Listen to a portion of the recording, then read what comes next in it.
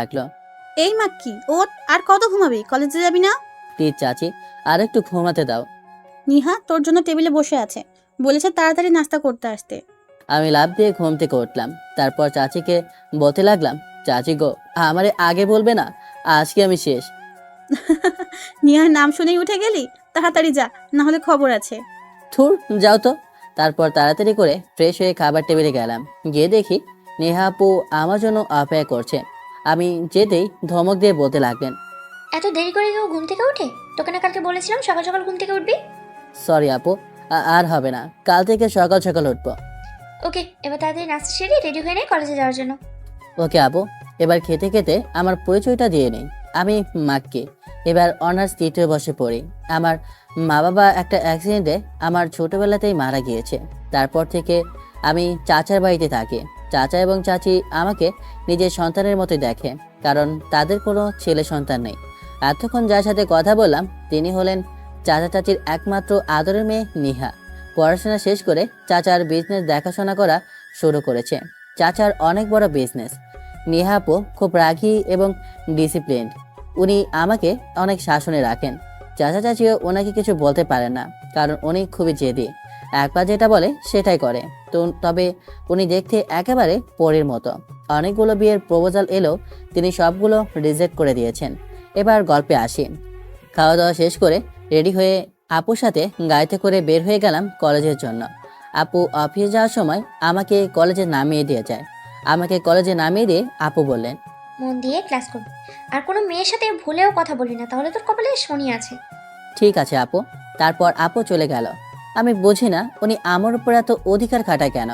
ওনাকে ভয় কিছু বলতে পারে না, কারণ ওনার সেই নরম হাতের গরম চর খেতে খেতে আমার গাল শক্ত হয়ে গেছে। তাই ভয়ে তাই ভয়ে যেটা বলেন সেটাই করি। যাই হোক, তারপর কলেজে ঢুকে দেখি বন্ধুরা আড্ডা দিচ্ছে, তাই তাদের সাথে গিয়ে কিছুক্ষণ আড্ডা দিলাম। তারপর ক্লাস শুরু হলে একের পর এক ক্লাস শেষ করে বের হলাম। কিছুক্ষণ পর একটা মেয়ে এসে বলল, হাই, আমি জারা। আমি মাক্কি। আমরা কি বন্ধু হতে পারি? আমার তখন নেহাপুর নিষেধের কথা মনে পড়ে গেল। তাই আমি বললাম, সরি, আমি মেয়েদের সাথে বন্ধুত্ব করি না। নিজে থেকে বন্ধু হতে এসেছি বলে ভাব দেখাচ্ছ? আরে না, বিষয়টা তেমন না। তাহলে বন্ধু হতে সমস্যা কি? শুধু তো বন্ধুই হতে চেয়েছি, অন্য কিছু তো না। কিছুক্ষণ ভেবে বললাম, আচ্ছা ঠিক আছে। তাহলে আজ থেকে আমরা বন্ধু। ওকে ঠিক আছে। তাহলে ক্যান্টিনে চলো, গিয়ে খেতে খেতে একটু আড্ডা দিব। না, আমার ভালো লাগছে না। তার মানে তুমি আমাকে বন্ধুই ভাবো না? আরে তা না। আচ্ছা ঠিক আছে, চলো। তারপর যারা সাথে ক্যান্টিনে গিয়ে খাবার অর্ডার করে আড্ডা দিতে লাগলাম। এদিকে নেহাপু অফিসে বসে কয়েকটা ফাইল দেখছিল। তখন তার কাছে একটা কল আসে। হ্যালো। আপু। কি? ওর এত বড় সাহস! এক্ষুনি আমি কলেজে আসছি। ওকে আপু। কল কেটে নিহা দেখলো তার সামনে একটা পানের গ্লাস। রাগের ঠেলায় গ্লাসটাকে সে ঢেল মেরে ভেঙে ফেললো। তারপর হনহন করে অফিস থেকে বেরিয়ে গিয়ে গাড়িতে উঠে আমার কলেজের দিকে রওনা হয়ে গেল। ক্যান্টিনে বসে খাবার খেতে খেতে আমি আর যারা গল্প করছিলাম, হঠাৎ করে পেছন থেকে কে যেন বলে উঠল, বাবা, চুটিটাকে খুব সুন্দর লাগছে। আমি আর যারা সেদিকে তাকালাম। তাকিয়ে তো আমার ভয়ে হাত পা কাঁপতে লাগলো। আজকে আমি শেষ, কারণ সেখানে নেহাপও দাঁড়িয়ে ছিল। এমনভাবে রেগে আছেন যে তার চোখগুলো দিয়ে যেন আগুন বের হচ্ছে বলে মনে হচ্ছিল। তারপর উনি আমার কাছে এসে বলতে লাগলেন, বাবা, তোকে আমি কলেজে পাঠাই ক্যান্টিনে বসে প্রেম করতে, তাই না? না না আপু, বিশ্বাস করো, ও আমার জাস্ট বন্ধু। নেহাপো ঠাস ঠাস করে আমার গালে দুইটা চড় দিয়ে লাল করে দিলেন। তারপর বলতে লাগলেন, তোকে না আমি বলেছি কোনো মেয়ের সাথে মিশবি না, তারপরেও তুই একটা মেয়েকে নিয়ে ক্যান্টিনে এসে আড্ডা দিস? কোন সাহসে? যারা খুব ভয় পেয়ে চুপ করেছিল, কারণ সে তো জানে আপু যে এই শহরের টপ বিজনেসম্যান। সে মিনমিন করে বলে উঠল, প্লিজ আপু, ওকে মারবেন না। নেহা আপু তেলে বেগুনে জ্বলে বলে উঠল, তোকে বলেছি ওর জন্য দরদ দেখাতে? একটা ছেলেকে নিয়ে ক্যান্টিনে বসে বকবক করিস, লজ্জা লাগে না? যা সামনে থেকে, নাহলে চড় দিয়ে তোর দাঁতগুলো না সব ফেলে দেবো। তারপর যারা ভয় পেয়ে চলে গেল। তারপর নেহা আপু আমাকে বলতে লাগলেন, আর তুই চল আমার সাথে, আজকে তোর খবর আছে। তোর সাহস কত বড়, তুই আমার কথার অমান্য করেছিস? আপু প্লিজ আমাকে ক্ষমা করে দিন, আমি আর কখনো কোনো মেয়ের সাথে কথা বলবো না। তোর কোনো ক্ষমা নেই, তুই আগে বাড়িতে আয়, তারপর তোকে দেখাচ্ছি। অতঃপর আপু আমাকে টানতে টানতে গাড়ির কাছে নিয়ে পেছনে দরজা খুলে আমাকে ছুঁড়ে ফেললেন গাড়ির ভেতর। তারপর নিজে সামনে বসে ড্রাইভ করতে লাগলেন। আমি মনে মনে আল্লাহকে রাখছি, এবারের মতো যেন আমাকে বাঁচিয়ে দেন। কিছুক্ষণ পর বাড়িতে পৌঁছে নেহা আপু আমাকে গাড়ি থেকে কলা ধরে বের করে টানতে টানতে বাড়ির ভেতরে নিয়ে গেলেন। তারপর আমাকে তার রুমে নিয়ে ভেতরে ঢুকিয়ে বাইরে থেকে ছিটকিনিটা লাগিয়ে দিলেন। চাচা বাড়িতে ছিলেন না। চাচি দৌড়ে এসে নেহা আপুকে বলতে লাগলেন, কি রে নিহা, তুই মাকে কি এভাবে রুমের ভিতর আটকে রেখেছিস কেন? ওকে বের কর। খবরদার, ওকে বের করেছো তো। আমি বাইরে থেকে না আসা পর্যন্ত ওকে রুম থেকে বের করলে আজকে ঘরে তুল কালাম ঘটে যাবে, বলে দিলাম আমি। তারপর নেহা আপু হন হন করে বের হয়ে গেলেন। যেহেতু বাসার সবাই নেহা আপুকে ভয় পায়, তাই চাচি আর কিছু বলার সাহস পায়নি। কিছুক্ষণ পর নেহা আপু একটা বড় মোটা লাঠি নিয়ে এসে আমাকে আটকে রাখা রুমে ঢুকে গেলেন। তারপর ছিটকিনিটা লাগিয়ে দিলেন। আর চোখগুলোর দিকে তাকানো যাচ্ছে না, কারণ রাগে সেগুলো লাল হয়ে আছে। তিনি রেগে গেলে আর নিজের মধ্যে থাকেন না। তার হাতের এই লাঠি দেখে আমি আঁতকে উঠে কয়েক কদম দূরে গিয়ে ছিটকে পড়লাম। কেননা ইন্টারে পড়ার সময় আমি যেন বকে না যাই, তার জন্য কিছু হলেই আমাকে শাস্তিস্বরূপ এই লাঠিটার বাড়ি খেতে হতো। এটার বাড়ি যেখানে পড়ে সে জায়গায় টানা 3 দিন ব্যথা করে। লাঠিটা দেখে আমি হাত জোর করে আপুকে বলতে লাগলাম, আপু দয়া করে আমাকে এটা দিয়ে মারবেন না।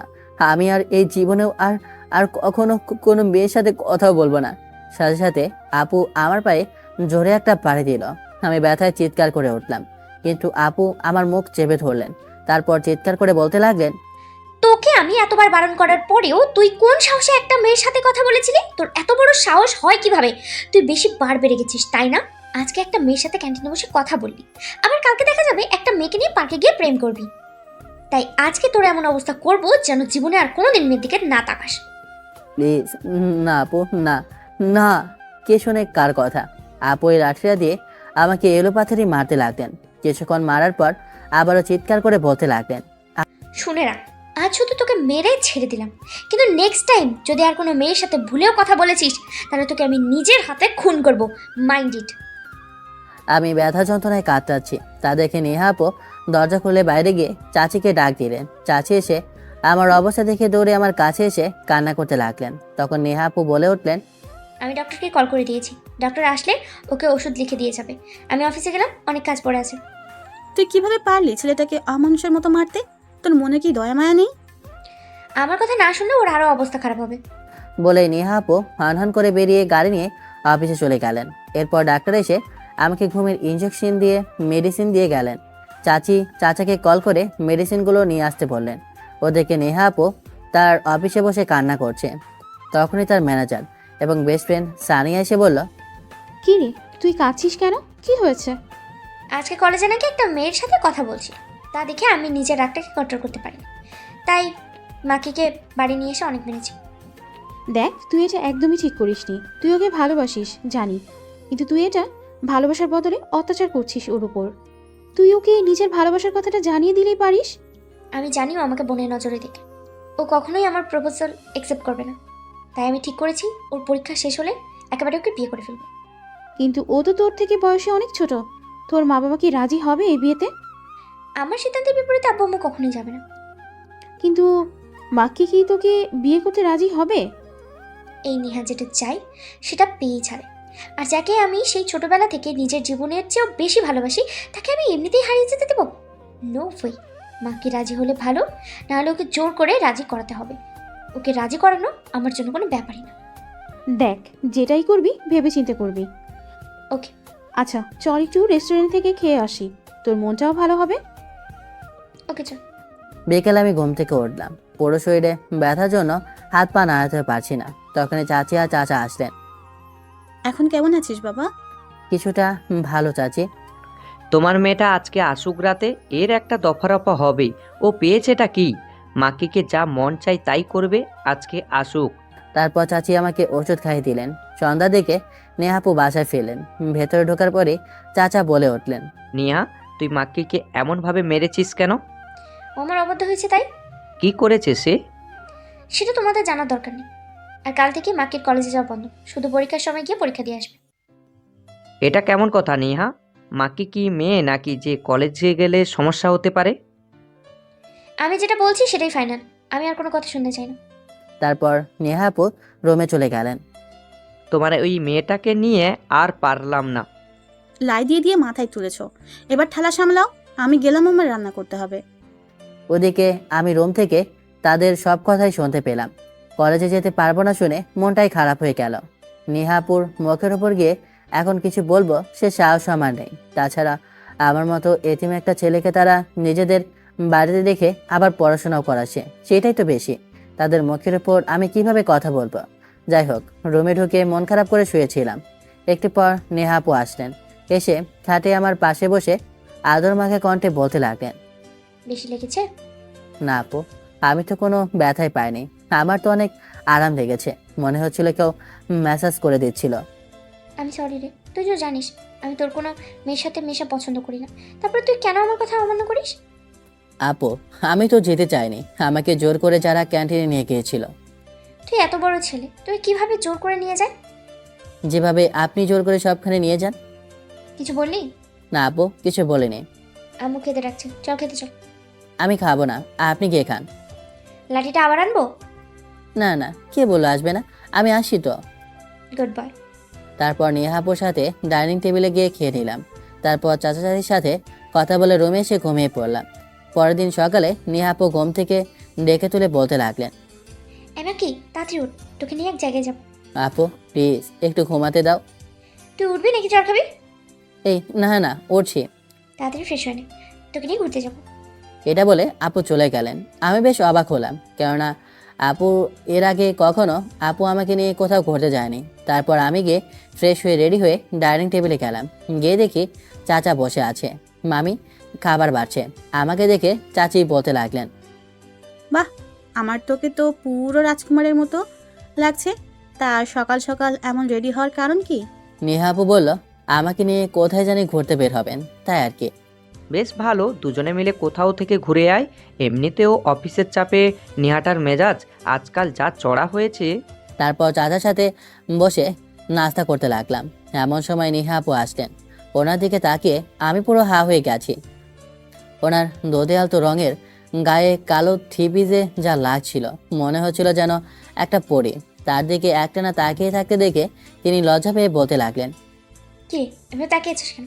আমার লজ্জা লাগে না বুঝি? অ্যাঁ কি? কিছু না, ঘন্টিটার নাকি লজ্জাও লাগে। তারপর নাস্তা সেরে নেহাপুর সাথে রিক্সার জন্য রাস্তায় গিয়ে দাঁড়ালাম। আমি বলছিলাম গাড়ি নিতে, কিন্তু আপু নাকি রিক্সায় যাবে। কিছুক্ষণ পর একটা রিক্সা পাওয়া গেল। নেহাপু উঠে বসলেন, কিন্তু আমি লজ্জায় উঠতে পারছিলাম না, কারণ এর আগে ওনার সাথে রিক্সায় উঠিনি। আমাকে দাঁড়িয়ে থাকে দেখে উনি বলে উঠলেন, কি রে, তুই উঠিস না কেন? আপু আপনি এটা দিয়ে যান, আমি আরেকটা রিক্সা নিয়ে পেছন পেছন আসি। কেন, এই রিক্সার সমস্যা কি? আসলে আপু, আপনার সাথে তো এর আগে কখনো রিক্সায় ওঠেনি, তাই আমি আনকমফোর্টেবল ফিল করছি। চল খাবি নাকি উঠবি সেটা বল। এই কথা শুনে ভয়ে ভয়ে রিক্সায় উঠে পড়লাম। রিক্সায় উঠে হয়েছে আরেক ঝামেলা। আমি যতই দূরে সরে বসি, আপু ততই আমার দিকে চেপে বসে। আপু একটা পার্কের সামনে এনে রিক্সাটা থামালেন। তারপর ভাড়া মিটিয়ে আমাকে নিয়ে পার্কের ভিতরে গেলেন। চারদিকে শুধু কাপড় আর কাপড়, শালার শুধু আমি সিঙ্গেল। তারপর একটা খালি বেঞ্চে আমি আর আপু বসে পড়লাম। তারপর আপু আমাকে বাদাম আনতে পাঠালেন। আমি গিয়ে বাদাম নিয়ে আসলাম। এদিকেই শরীরচর্চার পার্কে প্রেম চর্চা, আর এদিকে নেহা আপুর সাথে প্রথমবার বের হওয়া। দুই দিক মিলিয়ে আমি লজ্জায় কোনো দিকে তাকাতেও পারছিলাম না। একটু পর আপু আমার এটা সেটা বিষয় নিয়ে কথা বলতে লাগলেন। তারপর অফিসের সব মজার কাণ্ডগুলো বলতে লাগলেন। সেই গন্ডি নেহা আপু যে এভাবে কারোর সাথে ফ্রি মাইন্ডে কথা বলতে পারে, সেটাই আমার জানা ছিল না। যাই হোক, ঘন্টাখানেক পার্কে ঘোরাঘুরি করার পর আপু আবার আমাকে নিয়ে পার্কের বাইরে এসে একটা রিক্সা ডাকলেন। তারপর আমাকে নিয়ে একটা নদীর পাড়ে গেলেন। নদীর পাড়ে আমি আর নেহা আপু দাঁড়িয়ে আছি। হঠাৎই আপু বলতে লাগলেন, আচ্ছা মা, কি আমি যে তোকে এতটা শাসন করি, আবার কেয়ারও করি, এগুলো কেন করি তা তুই বুঝিস না? বুঝি তো। আপুর চোখ মুখ খুশিতে চকমক করে উঠল।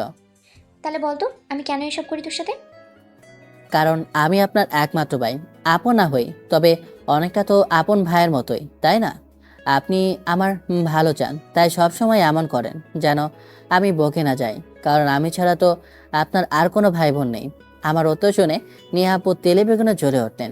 চর মারার জন্য হাত তুলতেই আমি চোখটা বন্ধ করে ফেললাম, কিন্তু উনি আমাকে চর না মেরে আমার গালে দুই হাত দিয়ে তার মুখের দিকে ফেরালেন। তারপর ওনার মুখটা আমার মুখের কাছে এনে বলতে লাগলেন। আমার চোখের দিকে তাকা। আমি ওনার চোখের দিকে তাকালাম। তারপর আপু বলতে লাগলেন, কি দেখতে পাচ্ছিস আমার চোখে? ওনার চোখ দুটো যেন আমাকে খুব আকর্ষণ করছে। ইচ্ছে করছিল চোখ দুটোর দিকে সারা জীবন তাকিয়ে থাকে। অন্যরকম একটা অনুভূতি হচ্ছিল আমার। তাড়াতাড়ি ওনার থেকে দূরে সরে গেলাম। তারপর নেহা আপু কিছুক্ষণ নদীর দিকে তাকিয়ে থেকে আমাকে নিয়ে একটা রেস্টুরেন্টে গেলেন। সেখানে দুপুরে খাবার খেয়ে সারা বিকাল ঘোরাঘুরি করলাম। বেশ আনন্দময় একটা দিন কাটালাম আপুর সাথে। তারপর সন্ধ্যার দিকে বাড়ি ফেরার সময় আপুকে বলতে লাগলাম, আজকে আপনার সাথে অনেক দারুণ একটা দিন কাটালাম। ধন্যবাদ আপু। কয়েক মাস পরে প্রতিদিন এমনই হবে। মানে? সময় এলেই বুঝবি। তারপর বাড়িতে ঢুকে চাচার সাথে কথা বলে রাতের খাবার খেয়ে ঘুমিয়ে গেলাম। আপনারাও ঘুমিয়ে যান, টাটা, দেখা হবে সকালে। পরদিন সকালে নিয়ে আপু ঘুম থেকে ডেকে তুললেন। দেখলাম উনি অফিসে যাওয়ার জন্য রেডি হয়ে আছেন। আমি ওঠার পর বলতে লাগলেন, যা গিয়ে ফ্রেশ হয়ে কলেজে যাওয়ার জন্য রেডি হয়ে নে। কিন্তু আপনি তো কলেজে যেতে না করেছিলেন। হ্যাঁ, কিন্তু এবারের জন্য মাফ করে দিলাম। নেক্সট টাইম থেকে যেন আর কোনো মেয়ের সাথে কথা বলতে না দেখি। এর পরের বার কিন্তু তোকে হাতে পায়ে শিকল দিয়ে বেঁধে রাখবো আমি ঘরের মধ্যে। আচ্ছা ঠিক আছে আপু। তারপর আপু চলে গেল আর আমি বাথরুমে গিয়ে ফ্রেশ হয়ে নিলাম। কলেজে যেতে পারবো শুনে অনেক খুশিও লাগছে। ফ্রেশ হয়ে রেডি হয়ে নাস্তা ছেড়ে আপুর সাথে বের হয়ে গেলাম। কিন্তু পথিমধ্যে ঘটলো বিপত্তি। কয়েকটা ছেলে রাস্তায় আমাদের গাড়ি আটকালো। তাদের মধ্যে লিডার ছেলেটা আপুকে বলল বেরিয়ে আসতে। তারপর আপু কিছুটা বিরক্তি নিয়ে বেরিয়ে গেল। ছেলেটা আপুকে বলতে লাগলো, নেহা, আমি তোমাকে অনেক ভালোবাসি, প্লিজ আমার ভালোবাসা গ্রহণ করে নাও। তোকে আমি আগেও বলেছি আর এখনো বলছি, আমি তোকে ভালোবাসি না। তারপরেও কেন কুকুরের মতো আমার পিছনে ঘুরিস?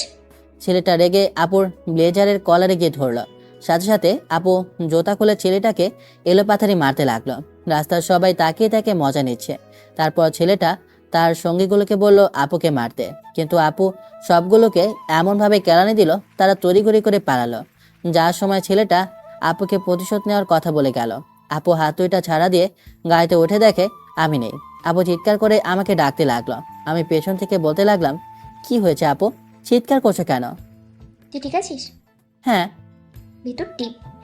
আমি মেয়ে হয়ে এতগুলো ছেলের সাথে লড়াই করলাম আর তুই গিয়ে ভয় পিছনে বসে আছিস? আসলে আপু। থাক, কিছু বলতে হবে না, চুপচাপ বসে থাক। সিট বেল্ট লাগা। ওকে। এদিকে আমি মনে মনে বলতে লাগলাম, আমি তো আর আপনার মতো ক্যারাতে ট্রেনিং নিয়ে নেই। আমি তো আপনার মতো কলেজে ও ভার্সিটি লাইফে বক্সিং খেতাম না। আপনার মতো তো পুরা কলেজে গন্ডি বান্ধবীগুলোকেও নিয়ে শাসন করতাম না। ভাগ্য ভালো যে আপু এগুলো শোনেনি, না হলে গাড়ি থেকে ধাক্কা মেরে ফেলে দিত। আপু আমাকে কলেজে নামিয়ে দিয়ে চলে যাবে। ঠিক সেই মুহূর্তে দুজনেই একটা জটলা দেখে সেদিকে এগিয়ে গেলাম। গিয়ে দেখি আপুর বান্ধবী সানিয়া একটা ছেলেকে পিটাচ্ছে। সেটার দিকে তাকিয়ে দেখি এটা তো ফয়সাল। আমি তাড়াতাড়ি আপুকে বললাম, আপু এটা তো আমার বন্ধু ফয়সাল, তুমি সানিয়া আপুকে বলো তাকে মারা বন্ধ করতে। তারপর আপুকে সানিয়া আপুকে থামালো। তারপর আশেপাশের লোকদের বলতে লাগলো, আপনাদের কি কাজ? এখান থেকে 1 মিনিটের মধ্যে সবাই বিদায় হন। আপুর কথা শুনে সবাই দ্রুত চলে গেল। কারণ আপু যেহেতু এখান থেকে পড়াশোনা করেছে তাই গন্ডি হিসাবে খ্যাত। আপুকে সবাই বেশ ভয় পায়। সবাই চলে যাওয়ার পর নেহা আপু সানিয়া আপুকে বলতে লাগলো, কিরে, তুই ছেলেটাকে এভাবে মারছিলি কেন? ওর কত বড় সাহস আমার প্রপোজাল রিজেক্ট করে! এই কথা শুনে আমি লাফ মেরে উঠলাম। মনে মনে বললাম, দুইটা একই গোয়ালের গাভী। তাহলে তুই ছেলেটাকে এভাবে মারবি? তুই ভালোভাবে বুঝাইতে পারতি। এত বোঝানোর টাইম নাই, 1 সপ্তাহ বুঝিয়েছি, আর পারবো না। তাকে বল তাড়াতাড়ি আমার প্রপোজাল অ্যাকসেপ্ট করতে, না হলে তাকে আজ খুন করব আমি। 1 সপ্তাহ ধরে ট্রাই করার পরেও পটে নাই, তাহলে তো একদম ঠিক কাজ করেছিস। শুনে আমি আর ফয়সাল হা হয়ে রইলাম। তারপর ফয়সাল বলতে লাগলো, না না, আমি প্রেম করব না এমন গুন্ডির সাথে। শুনে নেহা আপু আর সানিয়া আপু লাঠি হাতে নিল। এবার ডাবল ডোজ হবে। আমি ফয়সালের কানে কানে বলতে লাগলাম, দোস্ত অ্যাকসেপ্ট কর আর নিজের জীবনটা প্যারাময় করে ফেল, না হলে আমাদেরকে তোর 40 খাওয়ানোর ব্যবস্থা কর। তারপর সানিয়া আপুর ধমকে উঠল। ফয়সাল আতকে উঠে কাঁদো কাঁদো মুখ করে বলল, ঠিক আছে, আমি রাজি। শুনে সানিয়া আপু দৌড়ে এসে ফয়সালকে জড়িয়ে ধরল। তা দেখে আমি চোখটা ডেকে ফেললাম। আর নেহা আপু বলতে লাগলো, আমারও, কিন্তু আছে এখানেই। তারপর সানিয়া আপু লজ্জা পেয়ে ছেড়ে দিল। তা দেখে ফয়সাল বলল, আপনিও লজ্জা পান? শুনে সানিয়া আপু কটমট করে তাকালো। ফয়সাল ভয়ে চুপসে গেল। তারপর ফয়সালের গালে একটা কিস দিয়ে সানিয়া আপু আর নেহা আপুর সাথে গাড়িতে করে অফিসে চলে গেল। তাদের চলে যাওয়ার পর আমি ফয়সালকে বলতে লাগলাম, লে মামা, এটা কিন্তু নেহাপুর কপি, তোর লাইফ শেষ। ভালো করে মজা নে, যেদিন এই প্যারাটা তোকে নেহা আপু দিবে সেদিন বুঝবি মজা। ধুর বেটা ছাগল, নেহাপু আমার বোন, তুই কি সব আজে বাজে কথা বলিস? আমি ওনাকেও দেখলেই বুঝি উনি যে তোকে ভালোবাসে। তুই একটু বেশি বোঝিস। এসব আজেরা কথা বাদ দিয়ে ক্লাসে চল, ছুটির পর টেট দিবি। বা দিমো তোরে। তাহলে আমি সানিয়া আপুকে কল দিয়ে বলবো তুই আরেকটা মেয়ের সাথে রিলেশন করিস। না না দোস্ত, এত বড় ফাপড় ছাড়িস না। তোকে ছুটির পর রেস্টুরেন্টে নিয়ে গিয়ে ট্রিট দিব। মনে থাকে যেন। তারপর আমরা ক্লাসে বসে ক্লাস করতে লাগলাম। এদিকে অফিসে নিহাপু আর সানিয়া আপু ফাইনালি তুই তোর ভালোবাসার মানুষকে পেয়ে গেলি। এবার আমার ট্রিট কই? অফিস শেষের পর 5 স্টার হোটেলে নিয়ে তোকে ট্রিট দিব। কিন্তু এটা বল, তুই মাক্কিকে তবে প্রপোজ করবি? 1 সপ্তাহ পর ওর ফাইনাল পরীক্ষা, এটা শেষের পরই ওকে প্রপোজ করবো। রাজি না হলে তোর মতো ট্রিক খাটিয়ে কয়েক মাস প্রেম করবো, তারপরে বিয়ে। বেশ ভালো, তোদের প্রেম আমি সাহায্য করব। ওকে শোন, আগামী 1 সপ্তাহ মাকিকে বেশ ভালোভাবে পড়াতে হবে যেন ওর এক্সামটা ভালো হয়। তুই এই কিছুদিন একটু অফিসটা সামলে নিস। আরে ব্যাপার না, এটা তুই আমার উপর ছেড়ে দে। থ্যাঙ্কস দোস্ত। Friendship, no sorry, no thanks. এইদিকে সবগুলো ক্লাস শেষ করে আমি আর ফয়সাল বের হয়ে এলাম। তারপর একটা রেস্টুরেন্টে গিয়ে খেয়ে ও বিল দিল। 3000 টাকা তুললাম। বেচারা কাঁদো কাঁদো মুখ নিয়ে বিল দিল। রেস্টুরেন্ট থেকে বের হয়ে ফয়সাল বলতে লাগলো, আজকে আমার দিনটাই খারাপ। এক সিনিয়র আপুর কেলানি খেয়ে তার প্রেমের প্রপোজাল এক্সপেক্ট করতে হলো, তারপরে তুইও 3000 টাকা মেরে দিলি। শালা, আজকে ঘুম থেকে উঠে যেন কার মুখ দেখেছিলাম। যাই হোক দোস্ত, প্যারাময় দিনগুলোর জন্য শুভকামনা রইল। এখন থেকে আমার সাথে সতর্ক হয়ে চলবে। কিছু হলেই কিন্তু সানিয়াপুর কাছে উল্টাপাল্টা বিচার দেব। করে নে, আমারও দিন আসবে। অভিশাপ দিলাম, নিয়া আপু তোরে এর চেয়ে দ্বিগুণ বেশি প্যারা দিবে। তুই আবার নেহাপুকে নিয়ে কি শুরু করলি? এসব ফালতু আলাপ করবি না। ঠিক আছে, চল চল, দিনগুলো আসুক, তারপর মজা বুঝবি। তারপর ফয়সালকে বিদায় করে আমিও চলে আসলাম। একটু পর নেহাপুও বাড়ি ফিরল। তারপর বিকালটা ভালোভাবে কাটিয়ে দিলাম। সন্ধ্যাবেলা পড়তে বসেছি। এমন সময় নেহাপু এসে হাজির। উনি তো তেমন প্রয়োজন ছাড়া আমার রুমে আসে না। তারপর তিনি যা বলেন তা শুনে তো আমি পরে অবাক হয়ে গেলাম। আপু বলতে লাগলেন, আর 1 সপ্তাহ পর তো তোর পরীক্ষা। এই 1 সপ্তাহ তোকে ভালোভাবে প্রিপারেশন নিতে হবে। তাই 1 সপ্তাহ আমি তোকে পড়াবো। শুনে আমি মনে মনে আল্লাহকে ডাকতে লাগলাম, কারণ ওনাকে সামনে দেখলেই আমার হাঁটু কাঁপাকাঁপি শুরু হয়। আর উনি নাকি 1 সপ্তাহ আমার সামনে বসে আমাকে পড়াবেন। আমি তাড়াতাড়ি বলতে লাগলাম, আপু সমস্যা নেই তো, আমি নিজেই সব প্রিপারেশন নিতে পারবো। আপনি কেন শুধু শুধু কষ্ট করতে যাবেন? থাপ্পড় দিয়ে দাঁত ফেলে দেবো, আমি যেটা বলছি সেটাই হবে। এমন সময় রুমে চাচি প্রবেশ করলো। এসে তিনি বলতে লাগলেন, নিহা তো অনেক ভালো স্টুডেন্ট ছিল, তোকে খুব ভালোভাবে পড়াতে পারবে। নে, নাস্তা দিয়ে গেলাম, দুজনে নাস্তা করে পড়তে বস। তারপর চাচি চলে যেতেই তাড়াতাড়ি নাস্তা করে বই খাতার সব নোট নিয়ে বের কর। তারপর নাস্তা করে আমি বই বের করে পড়তে লাগলাম। পড়ার মাঝখানে আপু এটা সেটা বুঝিয়ে দিয়েছিল। পড়ার মাঝখানে হঠাৎ আপুর দিকে চোখ ফিরে দেখি উনি আমার দিকে এক নজরে তাকিয়ে আছেন। তা দেখে আমার বেশ লজ্জা লাগছে। যাই হোক, কোনো রকমে পড়া শেষ করার পর চাচি এসে খাওয়ার জন্য ডেকে গেলেন। তারপর নেহা আপুর সাথে খাবার টেবিলে গেলাম। ওখানে চাচা বলতে লাগলেন, শুনলাম নেহা নাকি তোকে পড়াবে। বেশ ভালোভাবে প্রিপারেশন নেই। আমরা তোর কাছে একটা ভালো রেজাল্ট আশা করি। জি চাচা। আরে আমি যেহেতু পড়াচ্ছি তাহলে এত টেনশন করছো কেন? তারপর খাওয়া দাওয়া শেষ করে আর একটু পরে ঘুমিয়ে গেলাম। পরদিন ভোর সকালে নেহাপু এসে ঘুম থেকে ডেকে তুললেন। তারপর পড়তে বসালেন। ঘণ্টাখানেক পড়ার পর নাসা করে আপুর গাড়িতে করে কলেজে যাওয়ার জন্য রওনা দিলাম। আপু কলেজে নামিয়ে দিতেই দেখি ফয়সাল আর সানি আপু বড় গাছের নিচে বসে আছে। ফয়সাল যতই দূরে যায় সানি আপু ততই লেপ্টে বসে। বেচারা ফয়সাল মুখ কালো করে রেখেছে। নেহাপু আসার পর সানি আপু নেহাপুর সাথে অফিসে চলে গেল। আর আমি ফয়সালকে এসে জিজ্ঞেস করলাম, কিরে দোস্ত, বেশ জমিয়ে প্রেম করছিলি দেখলাম। আমার বা করছিলাম, গন্ডিটার পেড়াই বাড়িতে এক ফোঁটার শান্তি নাই। এখন কলেজে এসেও শান্তি নাই। কিছু হলেই গালি ট্রেট দেয়।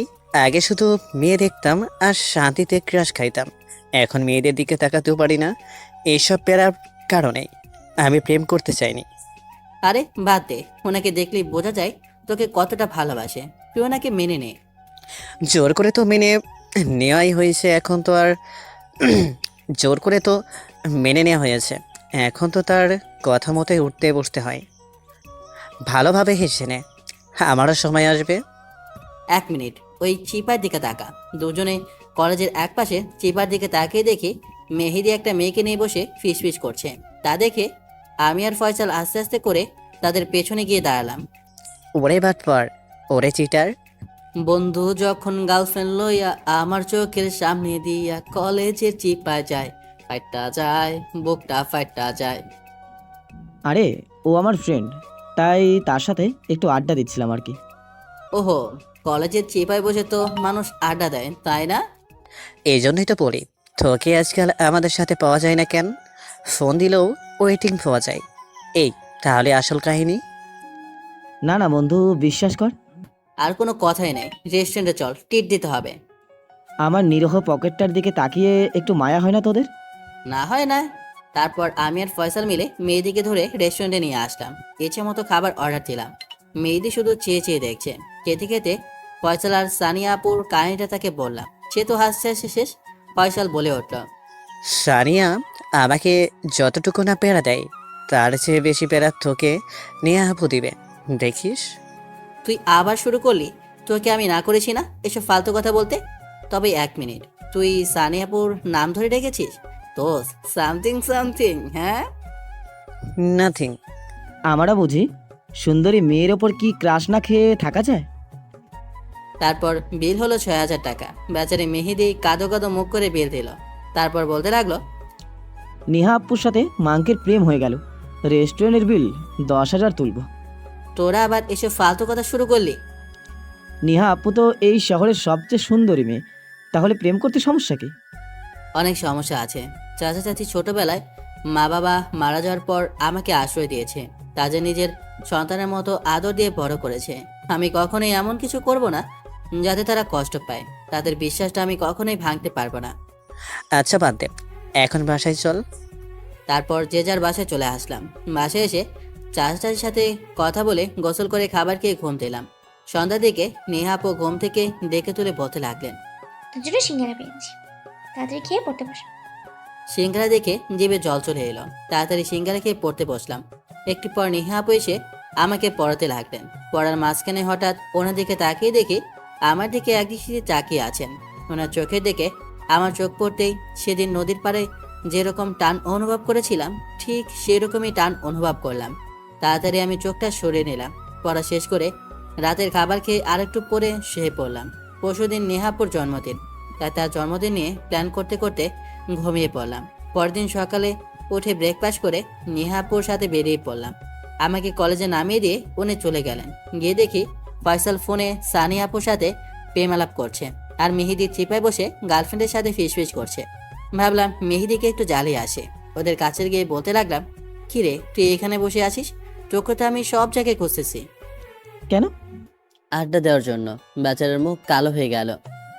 একটু পরে আড্ডা দিই। না, এখনই। আর গতকালকে তো তোর গার্লফ্রেন্ডের সাথে পরিচয় হয়নি, আজকে পরিচিত হব। হ্যাঁ আপু। হাই ভাইয়া। আপনার নাম কি? মুনতাহা। আমি মাক্কি, মেহেদির ফ্রেন্ড। আমি চিনি আপনাকে, মেহেদি সবসময় আপনার কথা বলে। তা তোমাদের প্রেমটা কিভাবে হলো? ভাই তুই এখন যা, তোকে আমি পরে সব খুলে বলবো। না, আমি এখনই শুনবো। এই তুমি ভাইয়াকে চলে যেতে বলছো কেন? আমি বলছি ভাইয়া, ও পুরো 1 বছর আমার পিছনে পিছনে ঘুরেছে, তারপর একসেপ্ট করেছে। ওদিকে অফিসে বসে কাজ করছিল নেহা আপু। তখনই তার কাছে একটা কল এলো। কোন খবর? জি ম্যাডাম, স্যার তো ওনার বন্ধুর গার্লফ্রেন্ডের সাথে বসে আড্ডা দিচ্ছে। হোয়াট? আচ্ছা ঠিক আছে, আজকে ওর একটা ব্যবস্থা আমি করবই। তারপর নেহা আপু কল কেটে রেগে মেগে সামনে থাকা গ্লাসটা ঢিল দিয়ে ভেঙে ফেললো। শব্দটা শুনে সানিয়া আপু দৌড়ে এলো। তারপর অনেক বুঝিয়ে নেহা আপুকে শান্ত করলো। কিন্তু নেহা আপু মনে মনে ভেবে রেখেছে আজকে মাকির কপালে শনি আছে। ওদিকে আমি কলেজ শেষ করে বাসায় ফিরলাম। ফিরে খাওয়া দাওয়া করে বিকেলে হাঁটতে বের হলাম। রাস্তায় যারার সাথে দেখা। মেয়েটা ওই দিনের পর নেহা আপুর ভয়ে আমার সাথে আর কথা বলতেও আসে না। আমাকে দেখে সে বলতে লাগলো, কেমন আছো? ভালো, আপনি কেমন আছেন? এই তো। মাক্কি, আমি জানি না কথাটা তুমি কিভাবে নেবে। আমি তোমাকে অনেক ভালোবাসি। নেহাপুর ভয়ে কোনোদিন বলতেই পারিনি। এসব তুমি কি বলছো? নেহা আপু যদি শোনে আমি কোনো রিলেশনে জড়িয়েছি তাহলে আমাকে খুন করতে দ্বিতীয়বারও ভাববে না। তোমার সাথে এখানে যে দাঁড়িয়ে কথা বলছি এটা জানতে পারলে আমাকে পিটিয়ে চামড়া তুলে নেবে। আমার দ্বারা কোনো রিলেশনে জড়ানো সম্ভব না। প্লিজ তুমি চলে যাও। আমি যখন তোমাকে ভালোবেসেছি তখন তোমাকে পেয়েই ছাড়বো। পৃথিবীর কেউ আমাকে আটকাতে পারবে না। পাগলামি না করে প্লিজ বাসায় যাও। পাগলামি দেখেছো কি? এবার তুমি দেখবে আমার ভালোবাসার পাগলামি। পরিস্থিতি সুবিধাজনক না দেখে আমি তাড়াতাড়ি বাসায় চলে আসলাম। এদিকে এই খবর সোজা নিহাপুর কাছে পৌঁছে গিয়েছে। নিহাপু ভেবে নিয়েছে আজকে একটা তুলকালাম হবে। বাসায় এসে দেখি নিহাপু চলে এসেছে। আমাকে দেখেই বলতে লাগলেন। রুমে শুনেই আমার বুকটা কেঁপে উঠল। আজকে নিশ্চয়ই কপালে শনি আছে। কেন আপু? নিহাপু কটমট করে চোখ লাল করে তাকালেন। ওনার এই চাহনিটাকে আমি সবচেয়ে বেশি ভয় পাই, তাই তাড়াতাড়ি রুমে চলে গেলাম। কিছুক্ষণ পর নিহাপুর সেই স্পেশাল লাঠিটা নিয়ে হাজির হলেন। দেখেই আমার আত্মা আর পানি নেই। উনি আমাকে চেয়ারে বসতে বললেন। প্লিজ আপু, বিশ্বাস করেন আমি কিছু করিনি, আমাকে মারবেন না। তোকে বসতে বলছি না? ওনার ধমক শুনে কেঁপে উঠলাম। ভয়ে ভয়ে চেয়ারে বসলাম। তারপর আপু জিজ্ঞেস করতে লাগলেন। কলেজে আজকে কোন মেয়ের সাথে কথা বলছিলি? আপু, আসলে মেহেদি আর মেহেদির গার্লফ্রেন্ডের সাথে বসে আড্ডা দিয়ে পরিচিত হচ্ছিলাম। আস্তে আস্তে বললাম ভয়ে ভয়ে। সাথে সাথেই আপু ঠাস ঠাস করে দুইটা চর মেরে গালে 5 আঙ্গুলের সাপ তুলে দিলেন। তারপর বলতে লাগলেন। আমি এতবার না করার পরেও কেন অন্য মেয়ের সাথে কথা বলছিলি? সরি আপু, আর বলবো না। ওটা মেহেদির গার্লফ্রেন্ড ছিল বলে পরিচিত হচ্ছিলাম। যার গার্লফ্রেন্ডই হোক, আর কোনোদিন যেন কথা বলতে না দেখি। সানি আপুর সাথেও না, উনি তো ফয়সালের গার্লফ্রেন্ড। সানিয়ার সাথে কথা বলতে পারিস, বাট আমি কখনো না করলে তার সাথেও কথা বলবি না। এবার বল, বিকেলে কোন মেয়ের সাথে কথা বলছিলি? এবার আমি অনেক ভয় পেয়ে গেলাম। বিকেলের খবরটা আপু জানলে তো আমাকে আর আশ্রয় রাখবে না। কি হলো, জবাব দিচ্ছিস না কেন? না আপু, কেউ তো না। শুনে নেহা আপু লাঠিটা দিয়ে জোরে আমার পায়ে একটা বাড়ি দিলেন। আমি ব্যথায় চিৎকার দিয়ে উঠলাম। উনি আমার মুখটা চেপে ধরে বলতে লাগলেন। খবরদার যদি আমার সাথে মিথ্যে বলেছিস, যদি এই লাঠিটার আরো বাড়ি খেতে না চাস তাহলে এক্ষুনি সত্যি বল।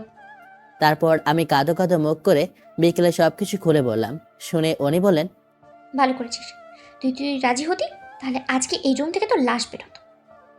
ওই জারার আমি একটা ব্যবস্থা করছি। তুই কিন্তু কোনো মেয়ের প্রপোজাল অ্যাকসেপ্ট করবি না, আর যদি প্রেম করতে মন চায় তাহলে আমার সাথে করবি। হ্যাঁ, কি বললেন? আপনার সাথে করবো মানে? মানে কিছু না, ভুল করে রাগে কি না কি বলে ফেলেছি।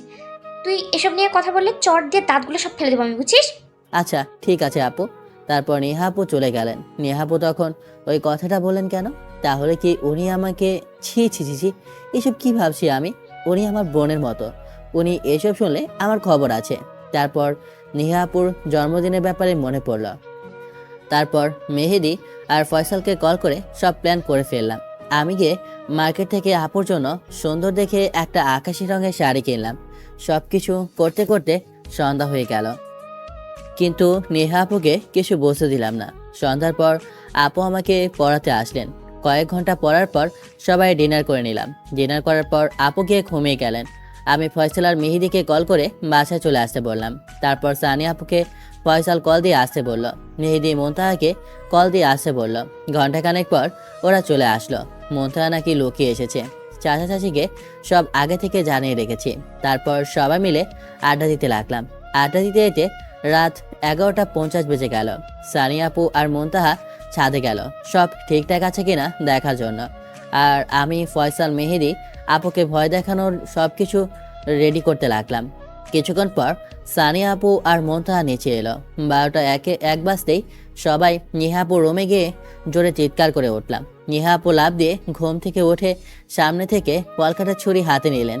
অবস্থা বেগতিক দেখে আমি তাড়াতাড়ি লাইটটা জ্বালিয়ে দিলাম। এই মায়া তো দেখি ঘুমের মধ্যেও গন্ডি ভাবটা ছাড়ে না। লাইটটা জ্বালানোর পর সবাই চিল্লানি দিয়ে উঠলাম। Happy birthday. আমি তো নিজেই ভুলে গেছিলাম আজকে আমার জন্মদিন, আর তোমরা সবাই মনে রেখেছো? আরে তোর জন্মদিনই কি আমরা ভুলে যেতে পারি নাকি? তারপর নিহাপুকে সবাই মিলে ছাদে নিয়ে আসলাম। চাচা চাচি আগে থেকে ছাদে ছিলেন। তারপর সবাই নিহাপুকে কেকের কাছে নিয়ে গেলাম। নিহাপু ফু দিয়ে মোমবাতিগুলো নিভিয়ে কেক কাটতে লাগলেন। আমরা সবাই হ্যাপি বার্থডে গাইতে লাগলাম। ছাদটা আগেই লাইটিং করে রেখেছিলাম। সব মিলিয়ে বেশ দারুণ একটা পরিবেশের সৃষ্টি হয়েছিল। নিহা আপু কেক কেটে প্রথমে চাচাজিকে, তারপর আমাকে, তারপর এক এক করে সবাইকে খাইয়ে দিল। তারপর সবাই নিহা আপুকে গিফট দিতে লাগলো। আমিও আমার গিফটটা আপুকে দিলাম। আমারটা নেয়ার পর আপুর রিয়াকশন দেখে মনে হচ্ছিল জীবনে বোধহয় তিনি এর আগে কখনো গিফট পাননি। তারপর সানি আপু নেহা আপুর কানে কানে এসে বলতে লাগলো। জানিস এত সব কে করেছে? কে? মাক্কি। শুনে নেহা আপুর মন খুশিতে ভরে উঠল। তিনি লজ্জা পেয়ে মাথা নিচু করে ফেললেন। তা দেখে সানি আপু বলতে লাগলেন, হয়েছে, আর লজ্জা পেতে হবে না, আমি গেলাম। কোথায় যাবি? বাসায়। আজকে থেকে যা। কিন্তু এত রাতে একা কিভাবে যাবি? ফয়সাল দিয়ে আসবে। ও মা গো, ট্রু লাভ। সর্বান্দনী, আমারটাকে তো বসে রাখছি, তোরটাকে তো এখনো বলতেই পারিসনি। আমারটাকে না বলেই বসে রাখছি। তারপর দুজনে হাসাহাসি করতে লাগলো। হালকা নাস্তা করা শেষে সবাই বাড়ির দিকে রওনা দিল। মোন্তাহাকে মেহেদি বাসায় পৌঁছে দেবে আর সানি আপুকে ফয়সাল পৌঁছে দেবে। সবাই চলে গেলে নেহা আপু আমার রুমে আসলেন। এসে বলতে লাগলেন, তোকে অনেক ধন্যবাদ মাকি, এত সুন্দরভাবে আমার জন্মদিনের আয়োজনটা করার জন্য। তোকে যে আজকে মেরেছি তার জন্য সরি। আরে না আপু, সমস্যা নেই। আপনি আমার একমাত্র আপু, আপনার জন্য না করলে কার জন্য করব? শুনে নেহা আপু রেগে গেলেন, কিন্তু কিছু বলতে গিয়েও থেমে গেলেন। তারপর রাগে গজগজ করতে করতে নিজের রুমে চলে গেলেন। বুঝলাম না ওনার আবার কি হলো। তারপর আমিও ঘুমের রাজ্যে পাড়ি দিলাম। পরদিন সকালে ঘুম থেকে উঠে ফ্রেশ হয়ে ব্রেকফাস্ট করে নেহা আপুর সাথে কলেজের উদ্দেশ্যে বেরিয়ে গেলাম। নেহা আপু যেতে যেতে বলতে লাগলেন, আজকে তোর কলেজ ছুটির পরে আমার জন্য অপেক্ষা করিস, আমি এসে তোকে নিয়ে মার্কেটে যাব।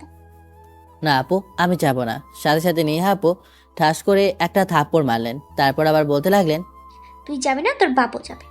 আর কয়েকটা থাপ্পড় দিলে তুই নিজেই রিকোয়েস্ট করে যাবি। আরে না আপু, কি বলেন, আমি যাব তো। শয়তান তাড়ানোর ওষুধ আমার খুব ভালো করে জানা আছে। আমি মনে মনে বলতে লাগলাম।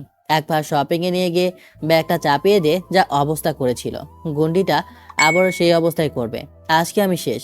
গন্ডি কোথাকার আমাকে শয়তান বলে, তুই নিজেও তো একটা শয়তান নে। গন্ডি, বদমাইশ, খচ্চন্নি। আমাকে মনে মনে গালি দেওয়া বন্ধ হলে এবার না, কলেজে পৌঁছে গেছে। ইয়ে মানে, না না আপু, আমি কি আপনাকে গালি দিতে পারি নাকি? সবসময় যে আমাকে মনে মনে গালি দিস সেটা আমি খুব ভালো করে জানি, বাট এসব পাতা দেওয়ার টাইম আমার কাছে নেই। কলেজে ঢুকে দেখি সানি আপু আর ফয়সাল, এদিকে মেহেদি আর মন্থা আরেকদিকে বসে প্রেমালাপ করছে। তাদেরকে দেখে নিজেকে খুব অসহায় লাগলো। শালার এক গন্ডি চাচাতো বোনের যন্ত্রণায় আমি একটা প্রেমও করতে পারি না। কিরে, কি ভাবিস? ওই গুন্ডি নিহা শয়তানি জ্বালায় একটা প্রেম করতে পারে না। আর আমার সবগুলা বন্ধু গার্লফ্রেন্ড নিয়ে ঘুরে। ফাইটটা যায়, বুকটা ফাইটটা যায়। 1 মিনিট, আমি কার সাথে কথা বলছি? পেছনে তাকিয়ে দেখি নিহা আপু অগ্নিদৃষ্টি নিয়ে আমার দিকে তাকিয়ে আছে। আমি ভয়ে ভয়ে বলতে লাগলাম, আপু আসলে আমি মজা করেছি। তাহলে আমি একটু মজা করি। বলেই ঠাস ঠাস করে 4টা চড় দিয়ে আমার গাল দুটো লাল করে দিলেন। আমার কান আর চুল ধরে আছা মতো ডলা দিলেন। আমি ও করে চিল্লাতে লাগলাম, কিন্তু নেহা আপুর থামার নামই নেই। তো সাহস হলো কি করে আমার সামনে অন্য মেয়েদের সাথে প্রেম করার কথা বলার? আবার বলিস আমি তোকে জ্বালাই? শয়তানি গুন্ডি, আজকে তুই শেষ। দূর থেকে আমাকে মার খেতে দেখে সানি আপু, ফয়সাল, মন্থা, মেহেদি সবাই চলে এলো। তারপর সানি আপু নেহা আপুকে বুঝিয়ে গাড়িতে করে অফিসে নিয়ে গেল। যাওয়ার আগে ফয়সাল ওনাকে একটা চোপ টিপ দিল। দেখলাম এটা দেখে আমি ফয়সালকে বলতে লাগলাম, কিরে তুই না সানি আপুকে পছন্দ করিস না, এখন ঠিকই তো চোখ টিপ মারিস। আরে কি বলছিস? আমি কখন সানিয়াকে চোখ টিপ দিলাম? সানি আপুর নাম ধরে ডাকিস, চোখ টিপ মারিস, আবার বলিস ওনাকে পছন্দ করিস না। দাঁড়া, সানি আপুকে বলি। না না, এই না দোস্ত, বলিস না, তাহলে গুন্ডিটা আমাকে কেটে কুচি কুচি করে পুকুরে ফেলে দিবে। নেহা আপু তোমাকে মারলো কেন? ওদেরকে পুরো ঘটনা খুলে বললাম। তারপর 3 জনে ক্লাসে চলে গেলাম। ক্লাসে আরেক যন্ত্রণা, যারা সারাক্ষণ আমার দিকে তাকিয়ে থাকে। এটার জন্য ক্লাসে শান্তি নাই, আর নেহাপু গন্ডিটার জন্য বাইরেও শান্তি নাই। আপনারা কিন্তু আবার নেহাপুর কাছে বলে দিয়েন না আমি যে ওনাকে গুন্ডি বলেছি, তাহলে কিন্তু আবার আমার গালগুলো লাল করে দিবে। ক্লাস শেষ করে নেহাপুর জন্য দাঁড়িয়ে রইলাম। একটু পর আপু চলে আসলেন। তারপর ওনার সাথে মার্কেটে চলে আসলাম। মার্কেটে উনি ঘুরে ঘুরে সবগুলো দোকান ঘুরছেন, আর আমি শুধু বডিগার্ডের মতো ওনার পিছু পিছু ঘুরছি আর ওনার পছন্দ করা জিনিসগুলো বহন করছি। কিছুক্ষণ পর দেখি উনি আমার মাপের আকাশি শার্ট, সাদা টি শার্ট আর নেভি ব্লু জিন্স প্যান্ট কিনছেন। তা দেখে আমি বলতে লাগলাম, আপু এগুলো কার জন্য কিনছেন? তা তোকে বলতে হবে? চুপচাপ দাঁড়িয়ে থাক। তারপর আপুর কেনাকাটা শেষ করে আমাকে নিয়ে অ্যাপেক্স জুতার শোরুমে গেলেন। ওখানে গিয়ে আমার মাপের একজোড়া নীল শো কিনলেন। তারপর সবগুলো জিনিস আমি গাড়িতে এনে পেছনে রেখে দিলাম। বাবারে, হাতগুলো পুরো ধরে গিয়েছে। তারপর আপু আমাকে নিয়ে একটা রেস্টুরেন্টে ঢুকে খাবার অর্ডার দিলেন। তারপর খাওয়া শেষ করে আপুর সাথে বাসায় চলে আসলাম। বাসায় আসার পর আপু চাচা চাচিকে একটা করে শপিং ব্যাগ দিলেন। বাসার কাজের মহিলাকেও একটা শপিং ব্যাগ দিলেন। আমি রুমে এসে ফ্রেশ হয়ে নিলাম। কিছুক্ষণ পর আপু আমার রুমে এসে আমার হাতে একটা শপিং ব্যাগ ধরিয়ে দিয়ে বললেন, এটার ভিতরে যা যা আছে সেগুলো পরে কাল বিকেলে রেডি হয়ে থাকবি, তোকে নিয়ে ঘুরতে যাবো। কিন্তু আপু কালকে বিকেলে তো আমার খেলা আছে। সাথে সাথে আপু ঠাস ঠাস করে দুইটা চড় মেরে আমার গা লাল করে দিলেন। তারপর বলতে লাগলেন, আমার কথার উপরে কথা বলে আরও খাবি, মনে থাকে যেন। কালকে রেডি হয়ে থাকবি, নাহলে সেই স্পেশাল লাঠিটা চার্জ করা হবে। না না আপু, আমি রেডি হয়ে থাকবো। তারপর আপু চলে গেলেন। তারপর তার একটু পর একটু মোবাইল টিপাটিপি করে ঘুম দিলাম। সন্ধ্যার দিকে ঘুম থেকে উঠে ফ্রেশ হয়ে হালকা নাস্তা করে পড়তে বসে গেলাম, কারণ প্রচুর পড়তে হবে, সামনে পরীক্ষা। কিছুক্ষণ পর চলে আসলেন আমাকে পড়াতে। উনি আসলে আমার ভালো লাগে না, কারণ উনি পড়ার পুরোটা সময় আমার দিকে হা করে তাকিয়ে থাকেন, যেটা আমার একদমই ভালো লাগে না। আজকেও এর উল্টো হলো না। কয়েক ঘন্টা পড়ার পর চাচি এসে ডিনার করতে দেখে গেলেন। ডিনার করার পর আবার এসে পড়তে লাগলাম। পড়তে পড়তে টেবিলে মাথা রেখে ঘুমিয়ে পড়লাম। মাঝরাতে হঠাৎ ঘুম ভেঙে গেল। উঠে দেখতে পেলাম নিহা আপু ধীরে ধীরে ওনার মুখটা আমার দিকে এগিয়ে আনছেন। আমি লাফ দিয়ে উঠে গেলাম। তারপর বলতে লাগলাম, আপু আপনি এসব কি করছিলেন? কি বলে দেখতে আসছিলাম তুই কি করছিস? তোর কপালে কি যেন ময়লা বোধ করে দেখছিলাম, তাই সেটা ফু দিয়ে পরিষ্কার করতে দিতে যাচ্ছিলাম। যাই হোক, বিছানায় গিয়ে ঘুমা, এত রাত জেগে পড়ার দরকার নেই, পড়া অসুস্থ হয়ে পড়বি। তারপর আমি গিয়ে বিছানায় শুয়ে ঘুমিয়ে গেলাম। আর ওদিকে নিহা আপু ভাবছে, যাক বেঁচে গেছি, আর একটু হলে তো বোঝেই ফেলতো। পরের দিন একটু দেরি করে ঘুম থেকে উঠলাম, কারণ আজকে শুক্রবার, তাই কলেজ বন্ধ। তারপর ফ্রেশ হয়ে গিয়ে নাস্তা করে নিলাম। জুম্মার আজান দেওয়ার পর গোসল করে চাচার সাথে মসজিদে গিয়ে জুম্মার নামাজ আদায় করে নিলাম। নামাজ শেষে বাসায় এসে দেখি চাচি পোলাও, ডিমের কোরমা, মুরগির রোস রান্না করেছেন। দেখে তো জিভে জল চলে এসে গেল। তারপর খাবার খেয়ে এসে একটু রেস্ট নিয়ে রেডি হয়ে ড্রয়িং রুমে এসে সোফায় বসে বসে রইলাম। একটু পর নেহা আপু ওনার জন্মদিনে আমার গিফট করা আকাশি শাড়িটা পরে এলেন। পুরাই যেন একটা পরে, এত সুন্দর লাগছে যা বলার বাহিরে। এই জন্যই উনি ওনার সাথে ম্যাচিং করে আমার জন্য আকাশি নীল রঙের ড্রেস কিনেছিলেন। তারপর দুজনে একসাথে বের হলাম। দুজনকে পুরো কাপলের মতো লাগছিল, তাই আমি একটু লজ্জা পাচ্ছিলাম। আমি গাড়ি বের করতে চাইলে আপু বললেন রিক্সায় যাবেন। তারপর আমি আর আপু রিক্সায় চড়ে বসলাম। আমার তো খুব আনইজি লাগছিল। উনি এমন একটা জায়গায় আমাকে নিয়ে গেলেন, দেখে আমার পুরো মাথা নষ্ট হয়ে গেলেন। এত সুন্দর জায়গা আমাদের এলাকার আশেপাশে আছে যে তা আমি জানতামই না। আপুর সাথে ঘাসে বসে বাদাম খেতে খেতে আড্ডা দিতে লাগলাম। কেন যেন আমার অন্যরকম একটা ফিলিংস হচ্ছিল। আমার হঠাৎ করেই আপুর চোখের দিকে চোখ পড়ে গেল। আবারও সেই আকর্ষণটা অনুভব করছিলাম। আমি নিজেকে কন্ট্রোল করতে পারছিলাম না। কেন যেন আমার হাত দুইটা অটোমেটিক আপুর দুই গাল স্পর্শ করলো। আপু তো চোখ বড় বড় করে তাকিয়ে আছে। হঠাৎ করে আমার মনে হলো, এ আমি কি করছি? সাথে সাথে আমি দূরে সরে গেলাম। তারপর আপুকে বলতে লাগলাম, সরি আপু, সরি, আমি আসলে বুঝতে পারিনি কি থেকে কি হয়ে গেল। আর না, সমস্যা নেই, আমি কিছু মনে করিনি। তারপর মুচকি মুচকি হাসতে লাগলেন। ওনার সাথে পুরো বিকেল ঘোরাঘুরি করে বাড়িতে চলে এলাম। তারপর ডিনার করে পড়তে বসে গেলাম। একটু পর আপু এসে বলতে লাগলেন, শোন, আগামী 4 দিন তোর কলেজ বাদে বাইরে যাওয়া সম্পূর্ণ বন্ধ। ঘরে বসে সারাদিন শুধু পড়বি, যেভাবেই হোক তোকে টপ করতে হবে। জি আপু। তারপর কয়েক ঘন্টা পরে ঘুমিয়ে পড়লাম। ঘুমের মধ্যে যা হলো তা তো আমি অনেক ভয় পেয়ে গেলাম। তারপর কয়েক ঘন্টা পরে ঘুমিয়ে গেলাম, কিন্তু ঘুমের মধ্যে আমি অনুভব করছিলাম কে যেন আমার ঠোঁটগুলো টেনে কামড়ে ধরেছে। আমি লাফ দিয়ে ঘুম থেকে উঠে কে বলে চেঁচাতে লাগলাম, কিন্তু আশেপাশে তাকিয়ে কাউকে দেখতে পেলাম না। তাই স্বপ্ন দেখেছি ভেবে আবারও ঘুমিয়ে পড়লাম। পরদিন আপু এসে ভোরে ঘুম থেকে ডেকে তুললেন। তারপর ফ্রেশ হয়ে ব্রেকফাস্ট করে নিলাম। তারপর সোজা পড়তে বসে গেলাম। কারণ যেহেতু আপু কলেজে পরীক্ষা হওয়ার আগে যেতে বারণ করেছেন। এভাবে চলে গেল 4 দিন। পরীক্ষার দিন আপু আমাকে কলেজে নামিয়ে আমাকে নিয়ে সিট কোর্সে চলে গেলেন। আমার সিট পড়লো একটা মেয়ের সাথে। নেহা আপু তো রেগে মেগে শেষ, কিন্তু এখন তো কিছু করার নেই। তাই বাধ্য হয়ে নেহা আপু আমাকে সেখানে বসার অনুমতি দিলেন, কিন্তু কড়া করে নিষেধ করে দিলেন যেন ওই মেয়ের সাথে কোনো প্রকার কথা না বলি। তারপর আপু অফিসে চলে গেলেন। ওদিকে আপু যাওয়ার পরে ওই মেয়েটা আমাকে বলতে লাগলো, হাই, আমি অহনা। আমি মাক্কি। উনি তোমার কি হয়? আমার চাচাতো বোন। অনেক রাগী মনে হয়। প্রচুর রাগ, সবসময় নাকে ডগেই থাকে। গুন্ডি নাম্বার 1, শাকচুন্নি, সবসময় আমাকে প্যারার উপরে রাখে। তাই নাকি? একদম। ওয়েট, পেছনে কে? তারপর পেছনে তাকে আমার কদম জোড়া কাঁধে উঠে গেল। দেখি নেহা আপু দাঁড়িয়ে আছে। আমার কাছে এসে বলতে লাগলেন, কপাল ভালো যে তোর ক্যালকুলেটরটা ফেলে এসেছিলে, না হলে তো তোর ওই মেয়ের সাথে এত সুন্দর করে আড্ডা দেওয়া আর আমাকে বদনাম করা দেখতেই পেতাম না। আজকে তুই বাড়িতে আয়, তোর খবর আছে। আপু বিশ্বাস করো, নেহা আপু আমার কোনো কথা না শুনেই চলে গেলেন। আজকে বাড়িতে গেলে আমি শেষ। যাই হোক, পরীক্ষা দিয়ে বাসায় চলে গেলাম। বিকেলে নেহা আপু বাসায় এসে আমার রুমে এসে বলতে লাগলেন, তোর পরীক্ষা বলে কিছু করলাম না, এখন পরীক্ষা শেষ হলে সব সুদে আসলে বোঝাবো তোকে। বলে চলে গেলেন। আমি হাঁপ ছেড়ে বাঁচলাম। যাই হোক, সবগুলো পরীক্ষা ভালোভাবে দেওয়া শেষ হয়ে গেল। এর মধ্যে অহনার সাথে খুব ভালো একটা ফ্রেন্ডশিপ হয়ে গিয়েছে। যাই হোক, পরীক্ষা শেষ করে বাড়িতে এসে শুনলাম চাচা চাচির দাদু বাড়িতে গেছেন, কারণ দাদু নাকি খুবই অসুস্থ। বাড়িতে এখন শুধু আমি আর নেহা আপু। আমার তো আরো ভয় হতে লাগলো। একে তো ফাঁকা বাসা, তার উপর নেহা আপু হুমকি দিয়েছিল আমার পরীক্ষা শেষ হলে খবর আছে। একটু পর নেহা আপু এলো। আপুকে যেন একটু বেশি খুশি মনে হচ্ছে। আপু খুব নর্মালভাবেই আমাকে লাঞ্চ দিলেন।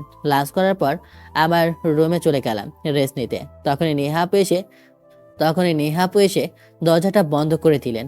ওনার হাতে সেই স্পেশাল ব্যাথ। আমি ভয়ে কাঁপতে লাগলাম। উনি চিৎকার করে বলতে লাগলেন, তোর এত বড় সাহস হয় কি করে? তুই আমি বারণ করা সত্ত্বেও ওই মেয়ের সাথে আড্ডা দিস, আবার বন্ধুত্ব করিস, ওর নাম্বার নিস। আমি আপুর পা জড়িয়ে ধরে বলতে লাগলাম, আপু প্লিজ, এই শেষবারের মতো আমাকে ক্ষমা করে দাও। আর কখনো কোনো মেয়ের সাথেই কথা বলবো না। আপু আমাকে লাথি দিয়ে দূরে সরিয়ে দিলেন। তারপর বলতে লাগলেন, তুই কি প্রথমবার করেছিস? আর কতবার এভাবে মেয়েদের সাথে কথা বললে তুই ক্ষমা চাইবি আমার কাছে? তোর কোনো ক্ষমা নেই, তোকে শাস্তি পেতেই হবে। আপু, চলতে হলে তো অনেক মেয়ের সাথে কথা বলতে হয়, আর ওরা তো আমার শুধু ফ্রেন্ড। তাদের সাথে আমি কথা বলে তোমার এত সমস্যা হয় কেন? সাথে সাথে দেখি আপুর চোখ রক্তবর্ণ ধারণ করলো। আমি ভয়ে ঢোকে এলাম। আপু এসে আমাকে ব্যাট দিয়ে ছড়ে কয়েকটা বাড়ি দিয়ে বলতে লাগলেন, তুই জীবনে কখনো আমার মুখের উপরে কথা বলিসনি, আজকে ওই শাকচুন্নিটার জন্য তোর সাহস এত বেড়ে গেছে। তোর সাহস কিভাবে কমাতে হয় তা আমার জানা আছে। এই শাকচুন্নিকে তো আমি পরে দেখছি। প্লিজ আপু, আমাকে আর মেরো না। মারা বাদে যে কোনো শাস্তি দাও, আমি মাথা পেতে নেব। তুই তো মেয়েদের সাথে ফষ্টি নষ্টি করার বেশি ইচ্ছে না? আয়, আজকে তোর ইচ্ছে মিটাই দিচ্ছি। বলেই তিনি আমাকে খাটে ফেলে জোর করে ঠোঁট কামড়ে ধরলেন। তারপর এমনভাবে কিস করছেন যেন আমার ঠোঁট থেকে রক্ত চড়ছেন। আমার ঠোঁট প্রচুর যন্ত্রণা হতে লাগলো। আমি করে চিৎকার করছিলাম, কিন্তু আপুর সেদিকে কোনো খেয়ালই নেই। তিনি নিজের মতো নিজের কাজে ব্যস্ত। আমি সহ্য করতে না পেরে অজ্ঞান হয়ে গেলাম। কিন্তু তারপরেও আপুর কোনো ছাড়ার নামই নেই। ওনার কাছে পুরো নেশার মতো লাগছে। মনে হচ্ছে এতদিন ধরে জমিয়ে রাখা সব ক্ষোভ ঝাড়ছেন। প্রায় 15 মিনিট পর আপু আমাকে ছেড়ে দেখেন আমি অজ্ঞান হয়ে গেছি। তারপর আপু বলতে লাগলেন, এইটুকু চাপই সামলাতে পারে না, বিয়ের পর তো 3 গুণ চাপ দিব, তখন কিভাবে সামলাবি আমার পিচ্চি বরটা? তারপর নেহা আপু আমাকে পানের ছিটা দিয়ে জ্ঞান ফেরালেন। আমি ওনাকে দেখে আবারও ভয় পেয়ে গেলাম। ভয় পেয়ে ঠোঁটে হাত দিয়ে রাখলাম। এটা দেখে উনি হেসে বলতে লাগলেন, এখন আর কিছু করবো না, আবার যদি আমার কথা না শুনিস তখন আবার শাস্তি দেবো। আপু, আপনি এটা কি করলেন? আমি আপনার ছোট ভাই হই। আর একবার ভাই বলে না তোর মুখ টেনে ছিঁড়ে ফেলবো আমি। তুই আমার কোন মায়ের পেটের ভাই? হ্যাঁ, আপনি কাজটা ঠিক করেনি। আমি চাচা আছে সব বলে দেব। ওকে বেবি, বলে দি। তাহলে তোমার সাথে আমার বিয়েটা আরো তাড়াতাড়ি হয়ে যাবে। আর শোনো, ঘন্টাখানেক পর ছাদে আসবি তোর ওই নীল পাঞ্জাবিটা পরে। বলে তিনি আর রুমের দরজা বাইরে দিয়ে লক করে চলে গেলেন। এদিকে আমার ঠোঁটে অসম্ভব যন্ত্রণা হচ্ছে। ওয়াশরুমে গিয়ে ঠোঁটে পানি দিলাম। বিছানায় এসে শুয়ে শুয়ে একটু আগের ঘটনাগুলো চিন্তা করতে লাগলাম।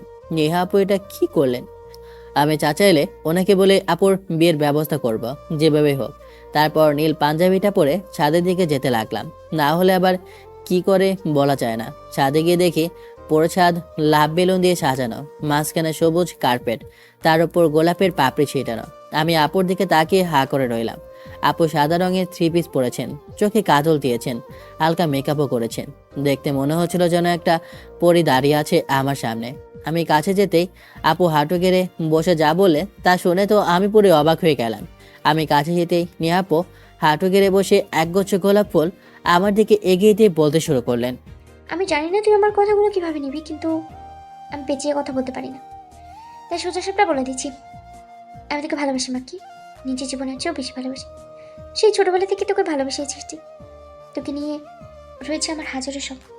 প্লিজ তুই আমাকে ফিরিয়ে দিস না। আমি অবাক হয়ে নিহাপুর দিকে তাকিয়ে রইলাম। তার চোখগুলো যেন আগের মতোই আমাকে আকর্ষণ করছিল। তা আমি তাড়াতাড়ি অন্যদিকে ফিরে বলতে লাগলাম, আমি সবসময় আপনাকে নিজের বোনের মতো ভেবে এসেছি, আর আপনি কীভাবে আমাকে প্রপোজ করতে পারলেন? আমার মতো একজন এতিমকে চাচা চাচি নিজের ছেলের মতো মানুষ করেছেন। আমি ক্ষণিকের একটা মোহে পড়ে কখনোই ওনাদের সাথে বিশ্বাসঘাতকতা করতে পারবো না। আপনি আমাকে নিয়ে এসব চিন্তাভাবনা করবেন না। আমি কখনোই আপনাকে ভালোবাসতে পারবো না। তারপর আবার নিহাপুর দিকে তাকিয়ে দেখি ওনার চোখে হালকা পানি। আমি ফিরতেই তিনি চোখের পানি মুছে নিলেন। তারপর বলতে লাগলেন, ছোট থেকেই আমার যেটা পছন্দ সেটা আমি পেয়েছি, না হলে ছিনিয়ে নিয়েছি। তাহলে তুই কিভাবে ভাবলি যাকে আমি আমার জীবনের চেয়েও বেশি ভালোবাসি তাকে আমি ভুলে যাব, তাকে অন্য কারোর হাতে দেখবো? তোকে আমি ভালোভাবে বলছি, আমার প্রপোজাল অ্যাকসেপ্ট করে নে, নাহলে তোর জোর করে হলেও আমি আমার ভালোবাসা আদর করব। আপনি যা ইচ্ছা করতে পারেন, কিন্তু আমি চাচা চাচির বিশ্বাস কখনোই ভাঙবো না, তাতে যা হয়ে যায় হোক। শুনে নিহাপু রেগে চোখ মুখ লাল করে ফেলেন। তারপর হাতের গোলাপ ফুলের গোছটাকে ছিঁড়ে ছাদ থেকে ফেলে দিলেন। তারপর এসে আমাকে ঠাস ঠাস করে 4টা থাপ্পড় মারলেন। নেড়ে বলতে লাগলেন, এগুলো হলো আমার কথা অমান্য করার শাস্তি। এবার আমার ভালোবাসা আদায় করার পালা। বলেই তিনি আমার চুলগুলো পেছন দিকে শক্ত করে ধরে নিজের কাছে টেনে নিলেন। আমি খুব ব্যথা পেয়ে ছাড়া পেতে কাতরাতে লাগলাম, কিন্তু নেহাপুর সেদিকে কোনো খেয়ালই নেই। উনি আমার ঠোঁটের সাথে নিজের ঠোঁট মিশিয়ে আমাকে পাগলের মতো লিপ কিস করা শুরু করলেন। প্রায় 5 মিনিটের মতো লিপ কিস করে আমার ঠোঁট কামড়াতে লাগলেন। আমি ছাড়া পেতে কান্না করতে লাগলাম। আরও 5 মিনিট চকলেটের মতো আমার ঠোঁটগুলোকে কামড়ানোর পর আমাকে ছেড়ে দিলেন। আমি দূরে গিয়ে জোরে জোরে নিঃশ্বাস নিচ্ছিলাম এবং নিঃশব্দে কান্না করছিলাম। তারপর নিহাপু আমার কাছে এসে আমার গলা চেপে ধরে দেয়ালের সাথে আমাকে চেপে ধরলেন। তারপর বলতে লাগলেন, তোকে কখনো আমার খারাপ রূপ দেখানি, কিন্তু আজ থেকে তুই দেখবি আমার খারাপ রূপ। এমন অত্যাচার করবো তোর উপরে যে তুই নিজে থেকে আমাকে প্রপোজ করবি। যেদিন তুই আমাকে প্রপোজ করবি সেদিন তোর মুক্তি। আপু লাগছে দারুণ। গলা চেপে ধরায় কথা বলতে পারছিলাম না। এটা তো শুধু ট্রেলার দেখালাম, সিনেমা তো এখনো বাকি, সামনে দেখতে থাকি কি হয়। বলে আমাকে ধাক্কা দিয়ে ফেলে নিচে চলে গেলেন। আমি ছাদে বসে বসে কাঁদতে কাঁদতে মনে মনে বলতে লাগলাম, আজকে আমার বাবা মা বেঁচে থাকলে আমার ইচ্ছার মূল্য থাকতো। তারা নেই বলে সেই ছোটবেলা থেকে আমাকে নিহাপুর ইচ্ছা মতো চলতে হয়। তবে যাই হোক না কেন, আমি কখনোই সাময়িক সময়ের মোহে পড়ে চাচা চাচির বিশ্বাস ভাঙতে পারবো না। এই দুনিয়াতে তারা ছাড়া আমার আপনার কেউ নেই। এসব ভেবে আমি উঠে দাঁড়ালাম। তারপর ধীরে ধীরে ছাদ থেকে নিচে নেমে এসে নিজের রুমে চলে গেলাম। তারপর ঠোঁটের পোলা জায়গাগুলোতে মেডিসিন লাগিয়ে শুয়ে রইলাম। এমনিতেই সকালে একবার আপু ঠোঁটগুলো কামড়ে অবস্থা খারাপ করে দিয়েছিলেন, এখন আবার একই কাজ করলেন, তাই ঠোঁটগুলোতে অসহ্য যন্ত্রণা অনুভব করছিলাম। তারপর মনে মনে ফয়সালকে গালি দিতে লাগলাম, কারণ ওই হালার পথেই নিহাপু আমাকে ভালোবাসে বলে কোফা লাগাই দিছে। নিজে তো সানিয়াপুর প্যারা খাচ্ছে, এখন আমাকেও প্যারা ফেলে দিচ্ছে। শালারে পাইলে ওর কদম জোড়া খুলে বিক্রি করে বিরিয়ানি খাইতাম। ওইদিকে রুমে শুয়ে শুয়ে নিহাপু ভাবছিল এখন কি করবে। তারপর সানিয়া আপুকে কল দিলেন। হ্যালো সানি। বল। তার উপরে রোমান্টিক অত্যাচার কিভাবে করতে হয় আইডিয়া দে। কেন? বলদটাকে প্রপোজ করে দিছি, কিন্তু রাজি হয়নি। ও তাহলে এই ব্যাপার। তারপর সানিয়া আপু নিহাপুকে কিছু আইডিয়া দিল। ওদিকে আমি ঘুমিয়েছিলাম। বিকেলের দিকে নিহাপু ডেকে তুলে বলতে লাগলেন, যা রেস্টুরেন্ট থেকে খাবার নিয়ে। আপু আমার শরীরটা অনেক খারাপ লাগছে, আমি এখন যেতে পারবো না। সাথে সাথে নিহাপু ঠাস ঠাস করে 2টা চর মেরে বলতে লাগলেন, আমার মুখের উপরে তর্ক করিস? এত বড় সাহস তোর? তাড়াতাড়ি যাই, যেটা বলছি সেটা কর, নাহলে আমার ওই স্পেশাল পেজটা বের করতে হবে। তারপর আমি ভয় পেয়ে তাড়াতাড়ি গিয়ে রেস্টুরেন্ট থেকে 2 প্যাকেট খাবার নিয়ে এলাম। তারপর নিহাপু একাই 2 প্যাকেট খাবার নিয়ে খেতে বসে গেলেন। তারপর আমাকে বললেন, আমার কথার অমান্য করার শাস্তি হিসেবে তোর দুপুরের খাওয়া বন্ধ। যা নিজের রুমে যা। তারপর আমি মন খারাপ করে রুমে চলে এলাম। রাতের বেলা চাচি চলে এলেন। চাচি আমার ঠোঁটের অবস্থা দেখে বিচলিত হয়ে বলতে লাগলেন। তোর ঠোঁটের এই অবস্থা কিভাবে হলো? আমি ভয় পেয়ে নেহাপুর দিকে তাকিয়ে দেখি উনি ডোন্ট কেয়ার ভাব নিয়ে দাঁড়িয়ে আছেন। তারপর আমি চাচিকে বলতে লাগলাম, আসলে চাচি, একটা অনেক বড় পোকা আমার ঠোঁটে কামড় দিয়েছে, ঠিক নেহাপুর সমান একটা পোকা। শুনে চাচি বলতে লাগলেন। আমি মিটি হেসে সোফার দিকে তাকিয়ে দেখি নেহাপু রেগে আমার দিকে তাকিয়ে আছে। তারপর আমি চাচিকে বলতে লাগলাম, নিহার সমান পোকা আবার হয় নাকি? আর হলেও আমাদের বাসায় কোথা থেকে আসবে? আছে চাচি, আছে। পোকাগুলো সোফার উপরে বসে থাকে। তুই কি বলছিস তা তুই নিজেই ভালো জানিস। আজব। আমি চাচির পেছনে এসে আওয়াজ না করে হাসতে লাগলাম, কিন্তু নেহাপু দেখে ফেললেন। তারপর নেহাপু মনে মনে বলতে লাগলেন, দাঁড়াও চান্ত, তোমার হাসি বের করছি। তারপর নেহাপু বলতে লাগলেন, কালকে থেকে মাকির কলেজে যাওয়া বন্ধ, এমনকি ঘর থেকে বের হওয়াও বন্ধ। শুনে চাচি দুজনে অবাক হয়ে বলতে লাগলেন। এটা কেমন কথা? তখন নেহাপু বললেন, তোমাদের কারো আপত্তি থাকলে কিছু করার নেই, এটাই ফাইনাল। তখন আমি সাহস করে বললাম, আমি কলেজে যেতে চাই। আর একবার আমার সামনে কলেজ যাওয়ার কিংবা ঘর থেকে বের হওয়ার কথা বললে আমি তোর মুখ ভেঙে দেবো। নিজের রুমে যা। তারপর আমি মন খারাপ করে নিজের রুমে চলে গেলাম। নেহাপু নিজেও তার রুমে চলে গেলেন। ওদিকে দুজন চলে যাওয়ার পর চাচি বলতে লাগলেন, তোমার মেয়েটাকে নিয়ে আর পারলাম না। ছেলেটার উপরে সব সময় কৃতিত্ব ফলায়, কিছু বলতেও পারি না। বললে ঘরে ভাঙচুর শুরু করবে, অফিসে যাবে না। এই বয়সে তো আমি আর পারি না। ওদিকে তো মেয়েটার বিয়ের বয়সও পেরিয়ে যাচ্ছে। আমি বলি কি, মাকির তো পরীক্ষা শেষ, এখন ওদের বিয়েটা দিয়ে দিলে কেমন হয়? আমি মাক্কির অমতে কিছুই করব না। আরও কিছুদিন যাক, মাক্কির সাথে আমি ধীরে ধীরে কথা বলবো এই বিষয়ে। তাছাড়া ওর এখন লাইফ উপভোগের বয়স। এখন ওকে বিয়ে করিয়ে সংসারী করে দেওয়াটা তেমন একটা যৌক্তিক নয়। দেখি সামনে কি হয়। ওদিকে আমি অনেক মন খারাপ করে রইলাম রুমে এসে। এমন সময় অহনা কল দিল। ওর কল ধরে কথা বলছিলাম। তখন এই রুমে নিহাপু এসে মেরে আমার মোবাইলটা নিয়ে গেলেন। মোবাইলে অহনার নাম্বার দেখার পর থেকেই রাগে তার কপালের রগগুলো দপদপ করতে লাগলো, তার হাত কাঁপতে লাগলো। তারপর তিনি ঢিল মেরে আমার মোবাইলটা বাইরে ফেলে দিলেন। তারপর আমাকে বলতে লাগলেন, ভয়ঙ্কর অপরাধ করেছিস তুই। আমার নিষেধ করা সত্ত্বেও ওই মেয়ের সাথে আবার কথা বলেছিস। আজকে তোর কোনো ক্ষমা নেই। তারপর নেহাপু আমাকে মারার জন্য নিজের হাত তুললেন। আমি চোখ বন্ধ করে নিলাম, কিন্তু আমাকে মারার বদলে নেহাপু যা করলেন তাতে তো আমি পুরোই অবাক। তারপর নেহাপু আমাকে মারার জন্য হাত তুলতেই আমি ভয়ে চোখ বন্ধ করে ফেললাম, কিন্তু আমাকে না মেরে নেহাপু আমার ঠোঁটের সাথে তার ঠোঁট মিশিয়ে দিলেন। এটা দেখে আমি তো পুরো ফ্রিজ হয়ে গেছি, কিন্তু নেহাপুর কোনো হেলদোল নেই। কেস করার সাথে সাথে আমার ঠোঁটগুলো কামড়াতে লাগলেন। এমনিতে ঠোঁটগুলো জখম হওয়া ছিল, তার উপরে নেহাপুর আবার এমন অত্যাচার সহ্য করতে পারছিলাম না। তার উপর আমার শ্বাস প্রশ্বাস বন্ধ হয়ে আসছিল। মনে মনে একটা বুদ্ধি বের করলাম। নেহাপুর দিকে তাকিয়ে দেখি চোখ বড় বড় করে নিজের কাজ করতে ব্যস্ত। এই সুযোগে আমি অজ্ঞান হওয়ার নাটক শুরু করলাম। নেহাপুর চোখগুলো খুলে দেখে আমি অজ্ঞান হয়ে গেছি। তারপর হাসতে হাসতে নিজের ওড়না দিয়ে আমার ঠোঁটগুলো মুছে দিয়ে হাসতে হাসতে নিজের রুমে চলে গেলেন। নেহাপু চলে যেতেই আমি ওয়াশরুমে গিয়ে ঠোঁটগুলোতে পানি দিতে লাগলাম। নেহাপু চলে যেতেই আমি ওয়াশরুমে গিয়ে ঠোঁটগুলোতে পানি দিয়ে আসলাম। এসে মনে মনে ভাবতে লাগলাম, যেভাবে হোক এবার চাচাদিকে বলে আপুর বিয়ের ব্যবস্থা করতে হবে। এভাবে চলতে দেওয়া যাবে না। একবার যদি তারা এসব দেখে ফেলে তাহলে আমি সারা জীবন তাদের কাছে অপরাধী হয়ে থাকবো। ওদিকে নেহা নিজের রুমে গিয়ে একজনকে কল দিয়ে 1 ঘন্টার মধ্যে অহনার ফুল ডিটেলস বের করতে বলে। এদিকে অহনা তার আব্বুকে এসে বলে, আব্বু, আমি একটা ছেলেকে অনেক পছন্দ করি আর তাকেই বিয়ে করতে চাই। তাই নাকি? কে সেই ছেলে যাকে আমার মামুনিটা পছন্দ করেছে? তারপর অহনা তার মোবাইল বের করে তার বাবাকে মাকির একটা পিক দেখায়। পিক দেখে অহনার বাবা বলতে লাগে, আরে এইটা তো আমার বন্ধু ফায়াজ চৌধুরীর ভাতিজা। ফায়াজের সাথে তো আমার অনেক ভালো বন্ধুত্ব। তুই কোনো চিন্তা করিস না মামুনি, আমি তোর আর ছেলেটার বিয়ের ব্যবস্থা করছি খুব শীঘ্রই। এটা শুনে তো অহনা খুব খুশি হয়। মনে মনে বলে, এবার দেখি সে গুণীটা কিভাবে মাকিকে আমার কাছ থেকে দূরে সরিয়ে রাখে। এদিকে নেহাপো কয়েকদিন বন্দি রেখে আমাকে আবার কলেজে যাওয়ার পারমিশন দিলেন। কলেজে গিয়ে দেখি আমার 2 হারামি বন্ধু গার্লফ্রেন্ড নিয়ে চিপায় বসে চেপকাচেপি করছে। আমাকে দেখে বলে উঠল, নবাব সাহেবের অবশেষে কলেজে আসতে মন হয়েছে। অবশ্য সারাদিন নেহাপুর মতো সুন্দরীর সাথে চিপকে থাকলে কারি বা কলেজ করতে ভালো লাগবে। হালারপো আমি বাঁচি না ওই কুন্ডির প্যারায়, আর তুই আসছিস তোর ফাজলামি নিয়া। সিম্পল একটা মজা করায় এই কয়েকদিন আমার ঘর থেকে বের হওয়ার নিষেধ ছিল। দেখলি, আমি বলেছিলাম না সানিয়া আমাকে যেভাবে প্যারা দেয়, সিনা আপু তোকে এর দ্বিগুণ প্যারা দিবে।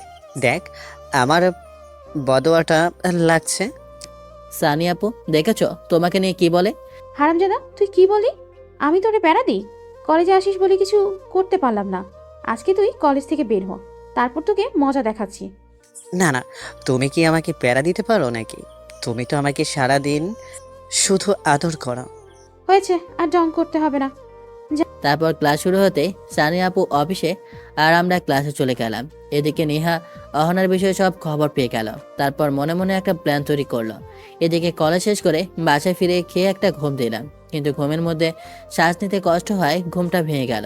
চোখ খুলে দেখি নেহা আপু আমার ঠোঁটগুলো দখল করে আছে।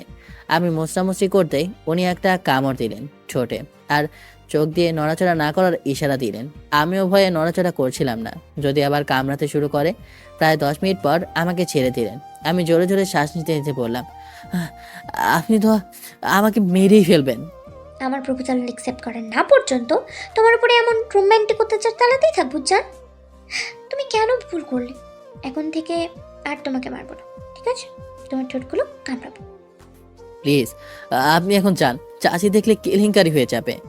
ঠিক আছে, এখন যাচ্ছি, কিন্তু রাতের বেলা আবার হবে, ঠিক? বলে নেহাপু চলে গেলেন। পরের দিন কলেজে গিয়ে দেখি অহনা আমাকে দেখলেই লজ্জা মাখা হাসি দিচ্ছে। এটার কোনো কারণ খুঁজে পেলাম না। বাসায় এসে দেখি অহনা এবং তার আব্বু আমাদের বাসায়। তাদের দেখে আমি তো পুরো অবাক হয়ে গেলাম। কাছে গিয়ে অহনার আব্বুকে সালাম দিলাম। তারপর অহনার দিকে তাকাতেই সে একটা চোখ টিপ মেরে দিল। আমি কিছুটা লজ্জা পেয়ে কিছুটা রাগ করে রুমে চলে এলাম। রুমে এসে ফ্রেশ হয়ে ড্রয়িং রুমে যেতে চাচা ডেকে নিয়ে ওনার কাছে বসালেন। তারপর চাচার অহনার আব্বু কথা বলতে লাগলেন। তা বন্ধু, এতদিন পর আমার কাছে কি মনে করে? এসেছি তোর কাছে একটা আবদার নিয়ে। আরে কি যে বলিস না তুই! আমার বিজনেসের লসের সময় তুই আমাকে অনেক সাহায্য করেছিস। তার জন্যই আমার বিজনেসটাকে আমি আজ এত উপরে তুলতে পেরেছি। আর তুই আমার কাছে আবদার নিয়ে এসেছিস, সেটা আমি পূরণ করব না? তাহলে বলেই ফেলি, আমার মেয়ে তো তোর ভাতিজার সাথে এই একই কলেজে পড়ে। সে তোর ভাতিজাকে অনেক পছন্দ করে, তাই আমি চাই ওদের 4 হাত এক করে দিতে। এটা শুনে আমি অনেক বড় শট খাই। অহনার দিকে তাকিয়ে দেখি আমার দিকে তাকিয়ে শয়তানি হাসি দিচ্ছে। তা দেখে আমার গাটা জ্বলে যাচ্ছে। সবার সামনে তো কিছু বলতে পারছি না। এদিকে এই কথা শুনে চাচা চাচি অনেক বেশি অবাক হয়ে যায়, কেননা তারা তো নেহাপুর সাথে আমার বিয়ে ঠিক করে রেখেছিল।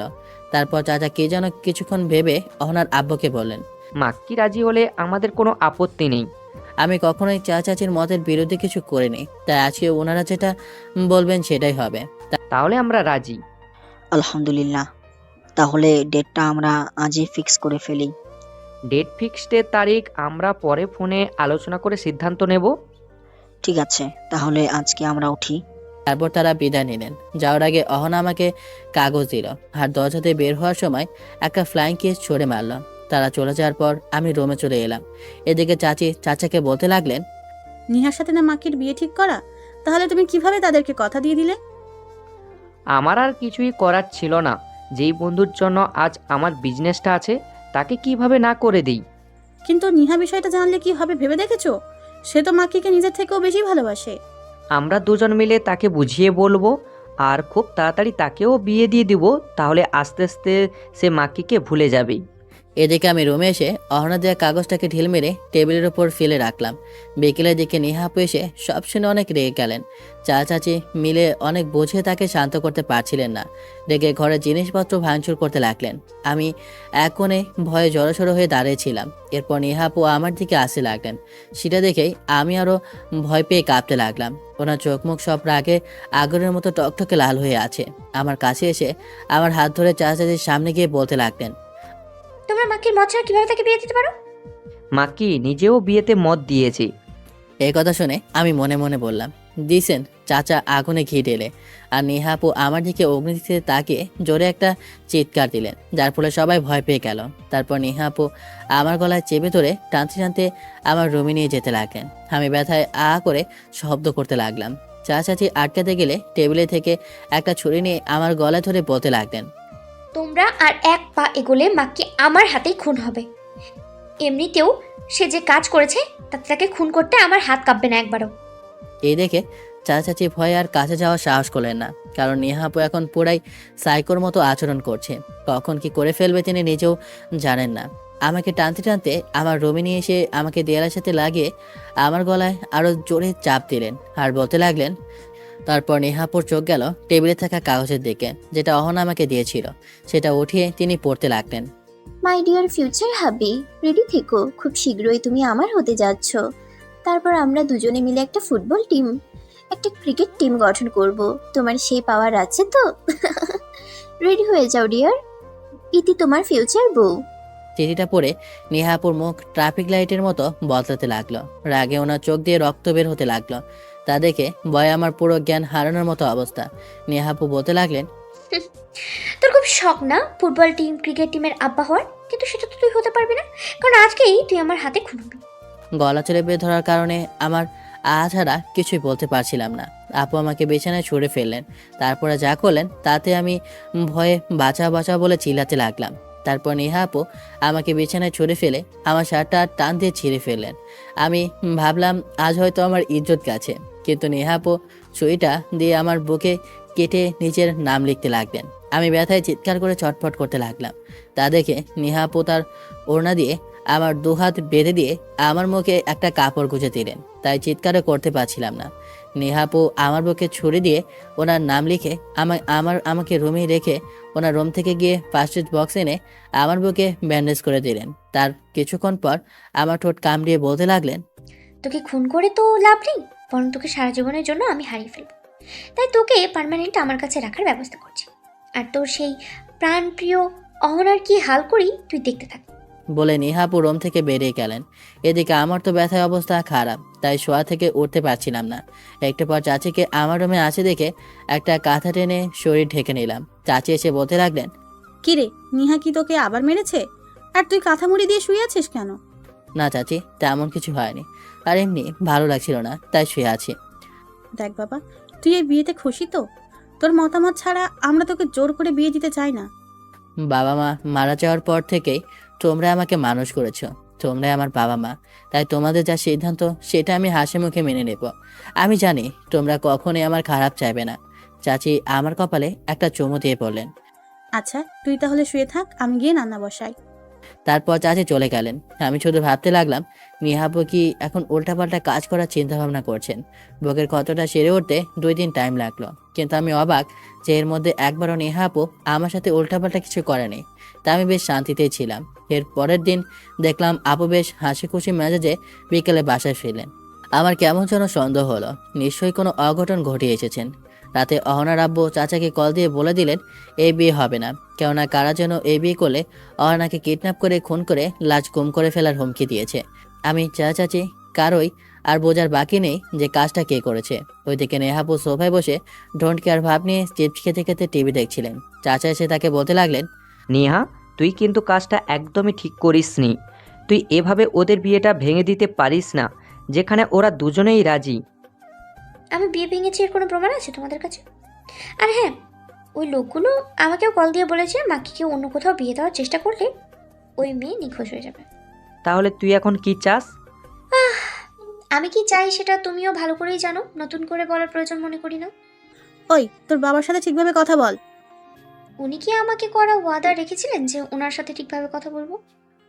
নিহার আম্মু, তুমি থামো তো, আমি দেখছি বিষয়টা। মাকি, এইদিকে আয়। আমি ধীরে ধীরে হেঁটে চাচার সামনে গিয়ে দাঁড়ালাম। দেখ বাবা, তুই নিশ্চয়ই জানিস নেহা তোকে ভালোবাসে। আমি চাই তোদের দুজনের বিয়েটা দিয়ে দিতে। তুই নেহাকে ভালো করেই চিনিস, ও তোকে অন্য কোথাও বিয়ে করতে দেবে না। তাছাড়া আমরা অনেক আগে থেকেই তোদের বিয়ে ঠিক করে রেখেছিলাম, কিন্তু আমার বন্ধুর কথা ফেলতে পারিনি বলে তোকে অহনার সাথে বিয়ে দিতে চেয়েছিলাম। তাছাড়াও নিহা আমাদের একমাত্র মেয়ে, তাই আমরা চাই আমাদের ঘরের মেয়ে ঘরেই থাকুক। কিন্তু এটা কিভাবে সম্ভব? আমি সবসময় নেহা আপুকে নিজের বড় বোনের মতো দেখেছি, বড় বোনের মতো শ্রদ্ধা করেছি। একজন ভাইয়ের তার বোনের প্রতি যেরকম ফিলিংস থাকে ওনার প্রতিও আমার সেই রকম ফিলিংস আছে, এর চেয়ে বেশি কিছু না।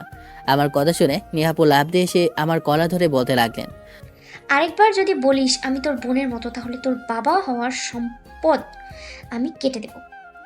আর তুই কি ভেবেছিলি আব্বু আম্মু রাজি না হলে আমি তোকে ভুলে কি অন্য কোথাও বিয়ে করে নেব, কিংবা তোকে অন্য কোথাও বিয়ে করতে দেব? তাহলে তুই সম্পূর্ণ ভুল ভাবছিস। এই নিহা ছোটবেলা থেকে যেটা চেয়েছে সেটা নিজের করে ছেড়েছে। তাই তোকে প্রয়োজন পড়লে জোর করে কাজী অফিসে ধরে নিয়ে গিয়ে বিয়ে করবো, তাহলে গুলি করে তোর খুলি উড়িয়ে দেবো। Mind it. আমার তো ভয়ে অবস্থা খারাপ। তখন চাচা ধমক দিয়ে নেহাপুকে বসতে বললেন। নেহাপু আবার বসে বসে ডোন্ট কেয়ার ভাব নিয়ে টিভি দেখতে লাগলেন। তারপর চাচা বলতে লাগলেন, তাহলে সে কথাই রইলো, আগামী মাসে ধুমধাম করে তোমাদের বিয়ে হবে। শুনে নেহাপু চিল্লিয়ে উঠে বললেন, আমি আগামী মাস পর্যন্ত ওয়েট করতে পারবো না। পরশু দিনই কাজে ডেকে আমাদের বিয়ে পড়িয়ে দেবো, আর অনুষ্ঠান আগামী মাসে করা সম্ভব, সমস্যা নেই। আমি মনে মনে বলতে লাগলাম, কেমন নির্লজ্জ মেয়ে যে নিজের বিয়ে পরশুদিন করতে বলে। তারপর চাচা বলতে লাগলেন, তাহলে ঠিক আছে, পরশুই তোমাদের বিয়ে আর সামনের মাসে অনুষ্ঠান। শুনে তো নেহাপু খুশিতে গিয়ে চাচাকে জড়িয়ে ধরলেন। এদিকে আমার তো মাথা ঘুরতেছে। ছোট থেকে বড় হলাম এই গন্ডির প্যারা আর মার খেতে খেতে। ভাবছিলাম এর বিয়ে হয়ে গেলে আমি স্বাধীন, কিন্তু এখন দেখছি সারা জীবন এর মার খেয়ে যেতে হবে। এর সাথে বিয়ে হলে তো আমার লাইফ নামে শুধু আমারই থাকবে, কিন্তু চলবে তার কথা মতো। এসব ভাবতে ভাবতে আমার মাথা কাজ করা বন্ধ করে দিল। আমি চিল্লিয়ে এই বিয়ে মানি না, শাহবাগে আন্দোলন করব, আমি মানি না। তারপর অজ্ঞান হয়ে গেলাম। তা দেখে সবাই ছুটে আসলো আমার কাছে এসে নেহাপু বলতে লাগলো, আমার পিচি জামাইটা বিয়ের কথা শুনেই অজ্ঞান হয়ে গেছে, বিয়ের পরে চাপ সামলাবে কিভাবে? এই তোর কি লজ্জা করে না? আমরা তোর আব্বু আম্মু এখানে আছি, আমাদের সামনে তুই এইসব বলছিস? লজ্জা থাকলে বিয়ে করা যায় না, বুঝলাম। লজ্জা থাকলে ওই বোকাচন্দ্রটার মতো অবস্থা হতো আমার। ছি ছি, কি সব বলছিস? কিভাবে যেমন নির্লজ্জ মেয়েকে পেটে ধরলাম? সেটা তো আমাকে না, আব্বুকে বলো, ওনার দোষ। এই কথা শুনে চাচি লজ্জা পেয়ে তাড়াতাড়ি নিজেদের রুমে চলে গেল। নেহাপু আমাকে রুমে নিয়ে গিয়ে বিছানায় শুয়ে দিলেন। তারপর আমার দিকে কিছুক্ষণ তাকিয়ে থেকে দুগালে দুইটা কিস করে জড়িয়ে ধরে ঘুমিয়ে গেলেন। এদিকে আমার জ্ঞান ফিরে দেখি কে যেন আমাকে জড়িয়ে ধরে রেখেছে। আমি চিল্লিয়ে ওঠার আগেই নেহাপু আমার ওনার ঠোঁটগুলো দ্বারা চেপে ধরলেন। কিছুক্ষণ পর ছেড়ে দিতেই আমি বলে উঠলাম, আপনি আমার সাথে শুয়ে কি করেছেন? তোমাকে একটু আদর করছিলাম, শোনো। ছি ছি ছি ছি ছি, আস্তাগফিরুল্লাহ, এসব কি বলছেন? তোমার ঠোঁটগুলো পুরো স্ট্রবেরির মতো, সেজন্য একটু। লুচ্চা মাইয়া, আমার মতো নিরীহ পিচ্ছি একটা পোলার ইজ্জত নিয়ে কারাগারি করতে আপনার লজ্জা লাগে না? আইসি আমার পিচ্ছি, আজকে বিয়ে করলে কালকে বাচ্চার বাপ হয়ে যাবে। আপনি জানতো? তোমার মুখ থেকে না জান শুনতে অনেক ভালো লাগে। আরেকবার বর্ণনা ঘোষণা। আমি আপনাকে এই রুম থেকে যেতে বলেছি। হ্যাঁ হ্যাঁ যাচ্ছি, কয়েকদিন পর থেকে তো আমরা দুজন একই রুমে থাকবো, তখন দেখি তুমি কই যাও শোনো। আর বিয়ে হওয়ার আগ পর্যন্ত তোমার বাড়ির বাইরে যাওয়া বন্ধ। কে জানে বিয়ের ভয়ে পালিয়ে যাও নাকি। বলে নিহাপু চলে গেলেন। আমি তো মনে মনে চিন্তা করছি, যেভাবে হোক এই বিয়েটা আটকাতে হবে। সারা জীবন এই সাইকোটারে নিয়ে কিভাবে থাকবো আমি। তাই সেদিনই একটা প্ল্যান বানিয়ে ফেললাম। প্ল্যান মতো পরের দিন একটা ব্যাগে কাপড় চোপড় ভরে ছাদে গিয়ে ভালো মতো নিচে দেখে নিলাম। তারপর সুন্দর করে পাইপ বেয়ে নিচে নেমে গেলাম। নিচে নামতেই কে যেন বলতে লাগলো, পাইপ বেয়ে বোধ হয় ক্লান্ত হয়ে গেছেন, এনে পানি খান। জি ধন্যবাদ বলে পানি খেতে লাগলাম। কিন্তু হঠাৎ করে মনে হলো পানি দিল কে আমাকে। পাশে তাকিয়ে দেখি আমার নেহা আপু দাঁড়িয়ে আছে। আমি তো ভয়ে ঢকঢক করে কাঁপতে লাগলাম। নেহা আপু এমন জোরে ঠাস ঠাস করে 4টা চড় দিলে যেগুলো খেয়ে আমার মাথা ঝিনঝিন করতে লাগলো। আমার চুলের মুঠো করে ধরে নেহা আপু বলতে লাগলেন, আমি আগেই ভেবেছিলাম তুমি এমন কিছু করতে পারো, সেই জন্যই তো আমি পুরো বাড়ির বাইরে সিসি ক্যামেরা লাগিয়ে রেখেছি। আয়, তুই আজকে তোর খবর আছে। তোর সাথে গতকাল এত ভালো ব্যবহার করলাম, কিন্তু তুই বুঝিয়ে দিলি যে তুই ভালো ব্যবহারের মানুষই না। তারপর নেহা আপু আমাকে টানতে টানতে রুমে এনে কাটা ছুঁড়ে মারলেন। তারপর নিজের সেই স্পেশাল ব্যাথখানা নিয়ে আসলেন। এনেই আমাকে এলোপাথারি মারা শুরু করলেন। আমি আর সহ্য করতে না পেরে লাফিয়ে গিয়ে আপুর পায়ে ধরে কান্না করে বলতে লাগলাম, আপু আমাকে আমাকে ছেড়ে দেন প্লিজ, আমি আর পালানোর চেষ্টা করব না, প্লিজ আমাকে আর মারবেন না। আমার কান্না দেখে নেহা আপু একটু নরম হলেন। তারপর বলতে লাগলেন, তুই জঘন্য অপরাধ করেছিস। যেহেতু কালকে আমাদের বিয়ে, তাই আজকে তোকে আমি মারছি না, কিন্তু আসল শাস্তি দেওয়া তো বাকি রয়ে গেছে। আমি আটকে উঠলাম। আবার না জানে কি শাস্তি দেবে। কিন্তু আমাকে অবাক করে দিয়ে নেহা আপু আমার ঠোঁটের সাথে নিজের ঠোঁট দুটো মিশিয়ে দিলেন। তারপর একটানা 10 মিনিট আমার ঠোঁটগুলোকে কামড়ে বাইরে থেকে লকারের রুম থেকে বের হয়ে গেলেন। আমি শুধু মনে মনে ভাবতে লাগলাম, আজ আমি দুনিয়াতে এতিম বলে নিহাপুর কথা মতো চলতে হয়, ওনার সব অত্যাচার সহ্য করতে হয়। আমার ইচ্ছার কোনো প্রাধান্য নেই, তাই এমন একটা মেয়েকে বিয়ে করতে হচ্ছে যাকে আমি সবসময় বড় বোন হিসেবে মেনে এসেছি। আমি কি পারবো তাকে স্ত্রী হিসেবে মেনে নিতে? এসব ভাবতে ভাবতে ঘুমিয়ে গেলাম। রাতের বেলা নিহাপো খাবার এনে আমাকে ডেকে ঘুম থেকে তুলে নিজ হাতে খাইয়ে দিলেন। আমি তো অবাক, ওনারা তো কেয়ার দেখে। তারপর নিহাপো আমার বুকে এসে শুয়ে পড়লেন। আমি সরে যেতে চাইলে চোখ গরম করে আমার দিকে তাকালেন। আমি ভয়ে ভয়ে আর কিছু করার সাহস পেলাম না। তারপর নিহাপো বলতে লাগলেন, আমি জানি তুই বিয়েতে রাজি না, কেননা তোকে আমি সবসময় শাসনের উপরে রাখি, কিছু হলেই মারি। আবার আমি বয়সও তোর থেকে প্রায় 4 বছরের বড়, কিন্তু কিছু করার নেই। আমি যা চাই সেটা আমি পেয়েই ছাড়ি। আমি 50 বছরের বুড়ি হলেও তোরা আমাকেই বিয়ে করতে হবে। সবসময় তো আমার শাসন দেখেছিস, বিয়ের পর আমার ভালোবাসাটাও দেখবি। তারপর নিহাপু উঠে চলে যেতে বলতে লাগলেন, কালকে থেকে তো প্রতিদিন আমরা একসাথে থাকবো জান। আজকে রাতটা একটু আমাকে ছাড়া কষ্ট করো, কালকে বিয়ের জন্য মানসিকভাবে প্রস্তুত না। আর আজকে রাতে ভালো করে ঘুমাও, কালকে তো সারা রাত জাগতে হবে। তারপর একটা ডেবিল হাসি দিয়ে নিজের রুমে চলে গেলেন। আমি মনে মনে দুঃখ প্রকাশ করতে করতে ঘুমিয়ে গেলাম। পরদিন সকালে উঠতেই চাচি এসে পাঞ্জাবি ধরিয়ে বলে দিলেন গোসল করে রেডি হওয়ার জন্য। আমিও আর কোনো উপায় না পেয়ে মনে মনে বিয়ের জন্য প্রস্তুত হতে লাগলাম। গোসল শেষ করে তৈরি হয়ে নিলাম। তারপর ফয়সাল এবং মেহেদি দুই হারামি এসে কতক্ষণ খোঁচিয়ে গেল আমাকে। বিয়ের সব কিছু তৈরি, কাজে এসে বসে আছেন বিয়ে পড়ানোর জন্য। সানিয়াপু এবং মন্তাহা গেল নিহাপুকে আনতে। ফয়সাল এবং মেহেদি গেল মাকিকে আনতে। নিহাপুকে নিয়ে এসে কাদের সামনে বসানো হলো, কিন্তু ফয়সাল এবং মেহেদি দৌড়ে এলো। মাক্কিকে খুঁজে পাওয়া যাচ্ছে না। আরে আছে কোথাও হয়তো, অন্যান্য রুম বাথরুম ছাদে চেক করো। সেটা চেক করা লাগবে না। মাকির রুমের বারান্দার গিল কাটা, বারান্দা থেকে এইসব কি যেন মিশানো এই টিক্সটা পাওয়া গেছে। মানে মাক্কিকে কিডন্যাপ করা হয়েছে। এটা শুনে নিহাপু বাস থেকে একটা লাঠি নিয়ে বাড়ির দিকে কাচের টেবিলটা ভেঙে ফেললেন। তারপর কাকা যেন ফোন দিয়ে চিল্লিয়ে চিল্লিয়ে বলতে লাগলেন, গাড়ি বের কর ফাস্ট। জি ম্যাডাম। আর তোমরা সবাইকে বলছি, আমি মাকিনকে নিয়ে আসছি। আসার সাথে সাথেই আমাদের বিয়ে হবে, তাই কাজী সাহেব যেন এখানেই থাকে। দরকার হলে ওনাকে পেমেন্ট 10 গুণ বাড়িয়ে দেওয়া হবে।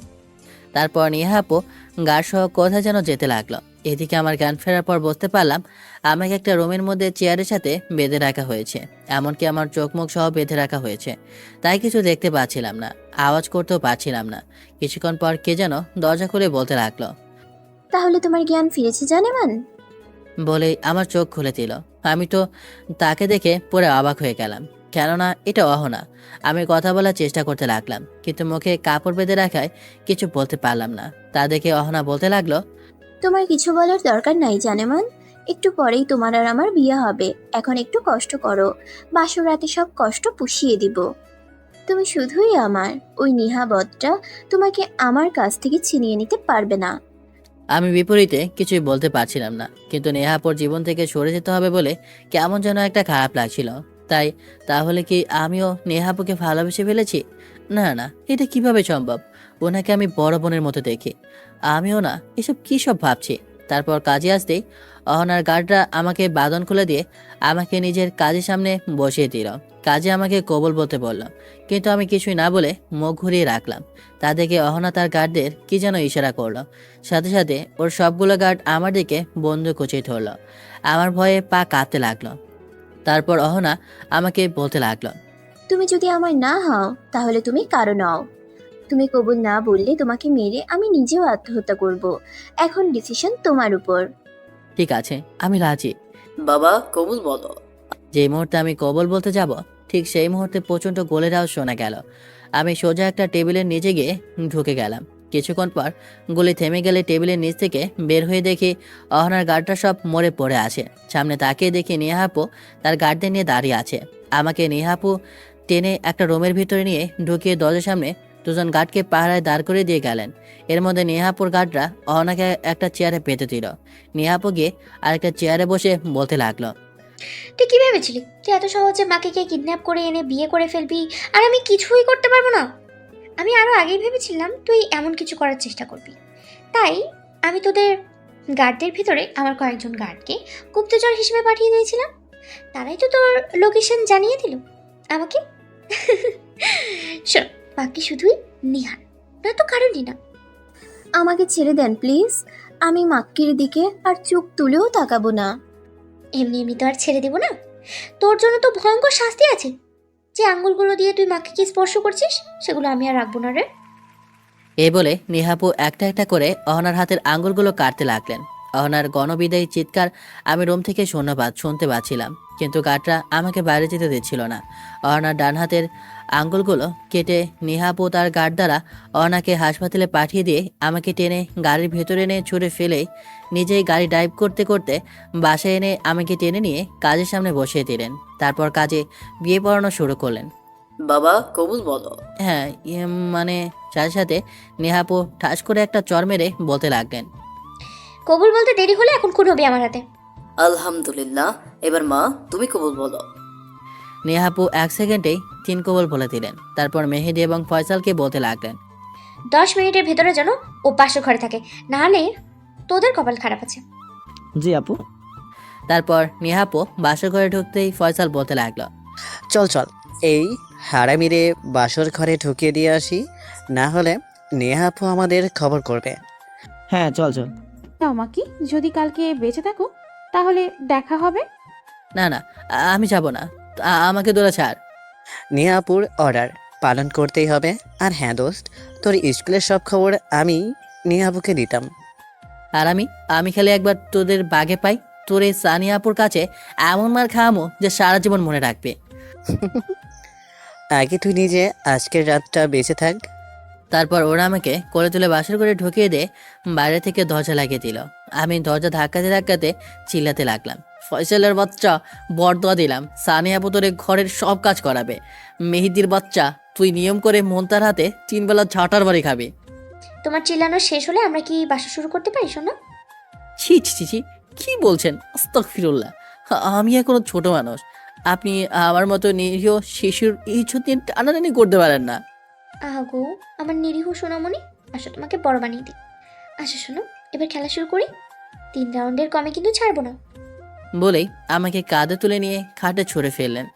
বলেই আমার শার্টটা করতে লাগলেন, আমাকে ছাড় শয়তান চেমড়ি, তুই আমার দেহ পাবি কিন্তু মন পাবি না। মন দিয়ে কি আমি ধুয়ে ধুয়ে পানি খাবো? আমার তো দেহটাই চলবে। চল ফুটবল টিম বানানোর মিশন স্টার্ট। বলেই নেহা আপু নিরীহ শিশুটার উপর ঝাঁপিয়ে পড়লেন। হয়েছে, আর গভীরে যেতে হবে না, বাকিটা জানতে হলে আপনিও বিয়ে করে ফেলুন। আর আল্লাহ হাফেজ, টাটা বাই বাই। তো কেমন লাগলো গল্পটা অবশ্যই কমেন্ট করে জানাবেন। আর ভাই যারা আজে বাজে কমেন্ট করেন, করতে থাকেন, সমস্যা নাই, আই ডোন্ট কেয়ার ভাই। আপনার কমেন্ট দেখারও আমার সময় নাই যারা আজে বাজে কমেন্ট করবেন। আর যারা আমার ভালোবাসার মানুষ আছেন তারা তো আসেনি। তো আল্লাহ হাফেজ, বাই বাই, টাটা।